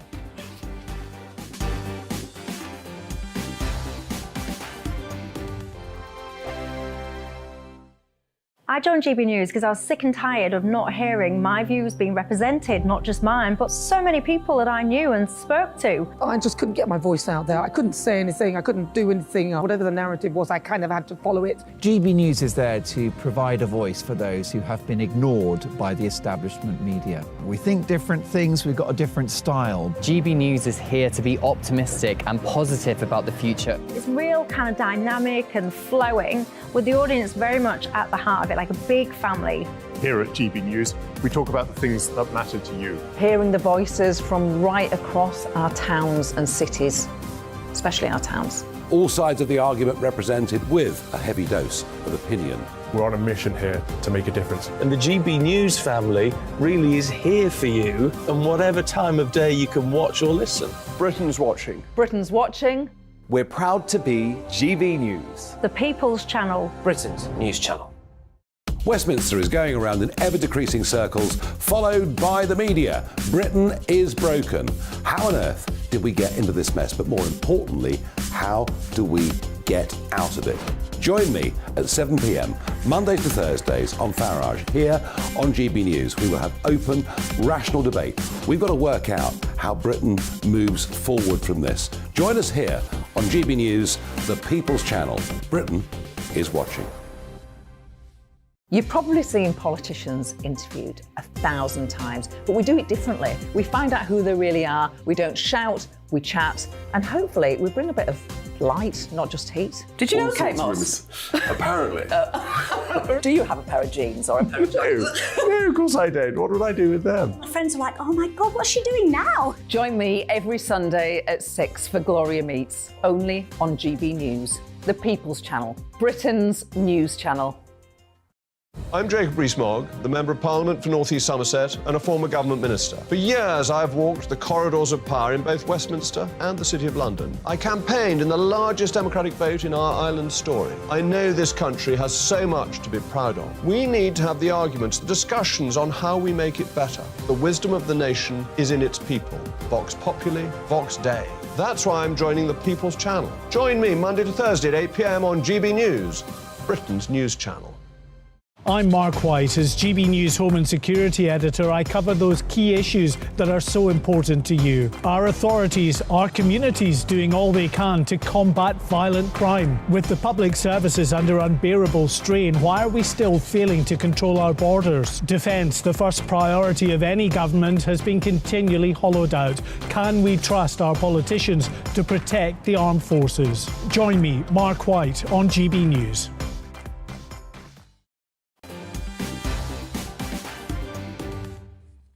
And it's the papers, more front page reaction from my all-star panel. And hot off the press, we have The Observer. And here's what they're leading with. Just going to load it up right now, and here it is. Johnson makes last-ditch bid to discredit probe into Partygate. Legal teams attack on the role of Sue Gray, who, of course, is about to become Labour's Chief of Staff. Claims of honours for evidence at inquiry. Also, a wanted man. World leaders back court on Putin war crimes charge. Not, I suspect, that it will make a huge difference, but there you go. That is The Observer with full reaction to Sunday's papers. I'm delighted to have Ken Wharf, Dr. Lisa Mackenzie and Duncan Larkham. Now, folks, can we just have a brief word on Boris Johnson, because he features on the front page of The Observer, Ken. Johnson makes last-ditch bid to discredit probe into Partygate. Meanwhile, the Sunday Telegraph, which, let's be honest, is Bojo-friendly, has another headline in relation to the same story. Bombshell dossier will clear Johnson over parties. Does it matter? And will this country ever be able to move on from Boris Johnson? Well, we were just saying, it appears that we cannot, which is a shame, and I'd like to see the end of it, like I think the vast majority of people would do. I mean, the Sue Gray issue is been a sort of a torch to him. And I personally, I don't think it's going to make any difference at all. I mean, the inquiry, he's giving evidence next week. And I think up until that point, for my part, reading the papers, etc., there is overwhelming evidence to support his role in Partygate. Now, you know, by introducing Sue Gray, this will be interesting to see how he plays that out. But quite frankly, I think for me, it seems to be a clear-shut case. But hey, I've been, found to be wrong in the past. But I think the sooner we get the Bojo thing sorted as regard Partygate, and then there's the question of the honours issue as well. Yeah. But as I was just saying to Lizzie just a moment ago, it's repeating itself almost every weekend, and I'm getting slightly bored with it. Well, I think it probably is time to move on, but I've got to say that you underestimate Boris Johnson at your peril. Now, listen, let's get to another story, and it's actually on the front page of the Sunday Times today, and it's about one of Britain's best-loved department stores. John Lewis eyes its biggest shake-up in its 150-year history. Yes, indeed, John Lewis say that job cuts could be on the way, having had what it's describing as a very tough year. Well, it's an understatement, because the firm has reported a loss of £234 million this year. Staff bonuses have been axed for the first time since 1953. John Lewis is, of course, a national institution, but have British shoppers fallen out of love with this once iconic supermarket? Lisa? I mean, it's very sad, actually, because John Lewis is a great employer. Everyone who works there is a partner. What does that mean? What are the partners? It means that they are sharing the wealth of the company. So they're essentially co-owners. Yes, yeah. And I think it's always had a great it's a great part of British institution. I think this is really sad, but it's not unexpected. British shoppers are not on the high street anymore. There's a number of factors. COVID has not helped anyone. It's shopping on the internet. I think it's a sad move, but it's not unexpected. It is the pandemic, but have shoppers fallen out of love with John Lewis? Have they lost their way a bit, Duncan? Well, I think the problem really with this is that John Lewis partnership was a yardstick by which we kind of measured the health of the other retail sector. And I think when you start to see headlines like this, you start to think, that's really something. Because John Lewis, back well in the day, during the credit crunch and downturn in 2010, it was the only supermarket, only retailer that actually grew and made money during the last recession. Yeah, and of course now it's under competition with Waitrose side of the business, in huge competition with the cut-price supermarkets, which is shaking up disruptive brands. It's almost as though John Lewis has got a tax on all fronts. Indeed. I mean, it would be a great loss, wouldn't it, John Lewis? Us Brits are attached to our national brands, Marks and Spencer, John Lewis, of course, previously Woolworths. Yes. Yeah. Well, there was a time when, John Lewis in Oxford Street, Peter Jones in Sloane Square, 10, 15, 20 years ago, you'd have to queue to get in the place because that's how popular it was. Liz is absolutely right that, shopping changes in people's shopping. The COVID and the pandemic and internet selling now has changed it completely. So I'm not surprised at this. It's a shame, really, because I do think that there are a lot of people that welcome that sort of personal shopping. But, it's so much easier and cheaper now to shop in different ways. And that's the issue. That's the problem. Indeed. I mean, in the end, in terms of the high street, it's not good news, is it, if you lose John Lewis? Because, I mean, I talked to my team about it today, and one of my colleagues, Maria, said, actually, who cares about John Lewis? There are millions of people who don't live near a John Lewis. Yeah. But actually, I think there's something totemic about a John Lewis in a town or a city. That you feel you've made it if there's a John Lewis there. I think there's also, it is a yardstick, actually, you know, for treating their employees well. You know, they've got good canteen facilities. They've always been known as a good employer. And I think tonight we've talked a lot about employment and how awful people's contracts are. I think this is I think this is very sad, actually. So what is your favourite department store? Do you know what? I like everyone else. I don't shop in... My mum used to take me to John Lewis and we'd sit in the place to eat on the 5th floor at Brent Cross and have a scone and a cup of tea. Happy days. Happy memories. And, Ken, you could buy a telly from a man who'd been selling tellies for 5 decades. Yeah. It was that expert knowledge. Well, that's a very good point. But it doesn't... People... I mean, tellies today don't... They're not the size. I mean, if they don't work, you just throw it away and get another one. Chuck it away. Too right. Or listen, you don't chuck away the telly when Ken Wharf is on, or indeed Duncan Larkham, or the wonderful Lisa McKenzie. What a brilliant debate. Thank you to all three of you for coming in. Look, it's been a brilliant show. I've loved every second. Thank you for your company. We're going to do it all again tomorrow at 9 for Mark Dolan tonight with my big opinion, my take at 10, my Mark Meets guest, and, of course, the papers and your opinions on email. It's been a wild 3 hours. I'll see you tomorrow at 9. Headliners is next.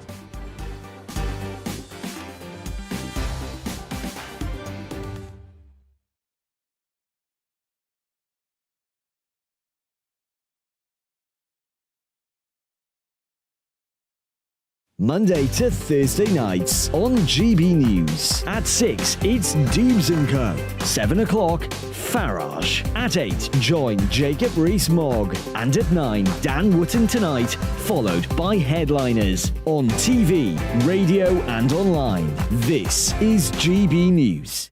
First and foremost, I'm a GB News fan, and I was before I was working here. Just love the fact that we're asking the questions that a lot of establishment media won't ask. With a bit of a twist, we not only want to inform you, but we want to keep you entertained. It's worth the drive because you get in and the team's all ready and waiting, they're itching to go, and it's a proper little family. GB News is the people's channel. It's the audience that makes the programme sing. We're giving our viewers and our listeners a voice. I see the thousands of your letters, tweets, emails, you name it, coming in. Britain is broken. How on earth did we get into this mess? But more importantly, how do we get out of it? The establishment had their chance. Now we're here to represent you. It's time for something different. It's time for GB News. I'm very patriotic. I believe in Britain. Our best days lie ahead. Britain's watching. Britain's watching. Join us here on GB News. The People's Channel. Britain's news channel. Join me, Patrick Christie's, Monday to Friday, 3 till 6. We tackle the day's news agenda like you've never seen before. It's high tempo, high octane, the most controversial topics, and the best guests. You will not be able to take your eyes and ears off it. I'm not afraid to ask the questions that you really want answered. 3 till 6 p.m, Monday to Friday on GB News, the People's Channel, Britain's news channel. GB News has its own late-night paper preview show, Headliners, where comedians take you through the next day's top news stories. You don't have to bother reading the newspaper, we've got it covered for you. Headliners, every night at 11 p.m, and repeated every morning at 5 a.m. We won't send you to sleep like some of the other paper review shows out there. GB News, the People's Channel, Britain's news channel. Join me, Camilla Tominey, on Sunday mornings from 9:30, taking the politicians to task and breaking out of SW1 to see how their decisions are affecting you across the UK. Bursting the Westminster bubble every Sunday morning, only on GB News, the People's Channel. Britain's watching. I'm Michael Portillo. Join me on GB News on a Sunday morning for topical discussion, debate, arts and culture, and sometimes even some ethical dilemmas. I don't always agree with you, Michael. Michael Portillo, Sundays on GB News, the People's Channel, Britain's news channel. I'm Andrew Doyle. Join me at 7 o'clock every Sunday night for Free Speech Nation, the show where I tackle the week's biggest stories in politics and current affairs with the help of my 2 comedian panellists and a variety of special guests. Free Speech Nation, Sunday nights from 7 on GB News, the People's Channel, Britain's news channel.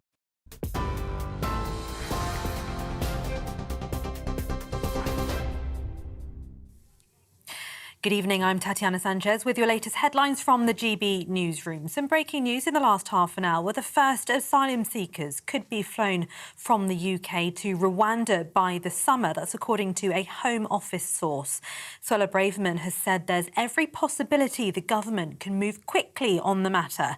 She's been touring a new housing development in the country's capital, Kigali, that will become longer-term accommodation to refugees.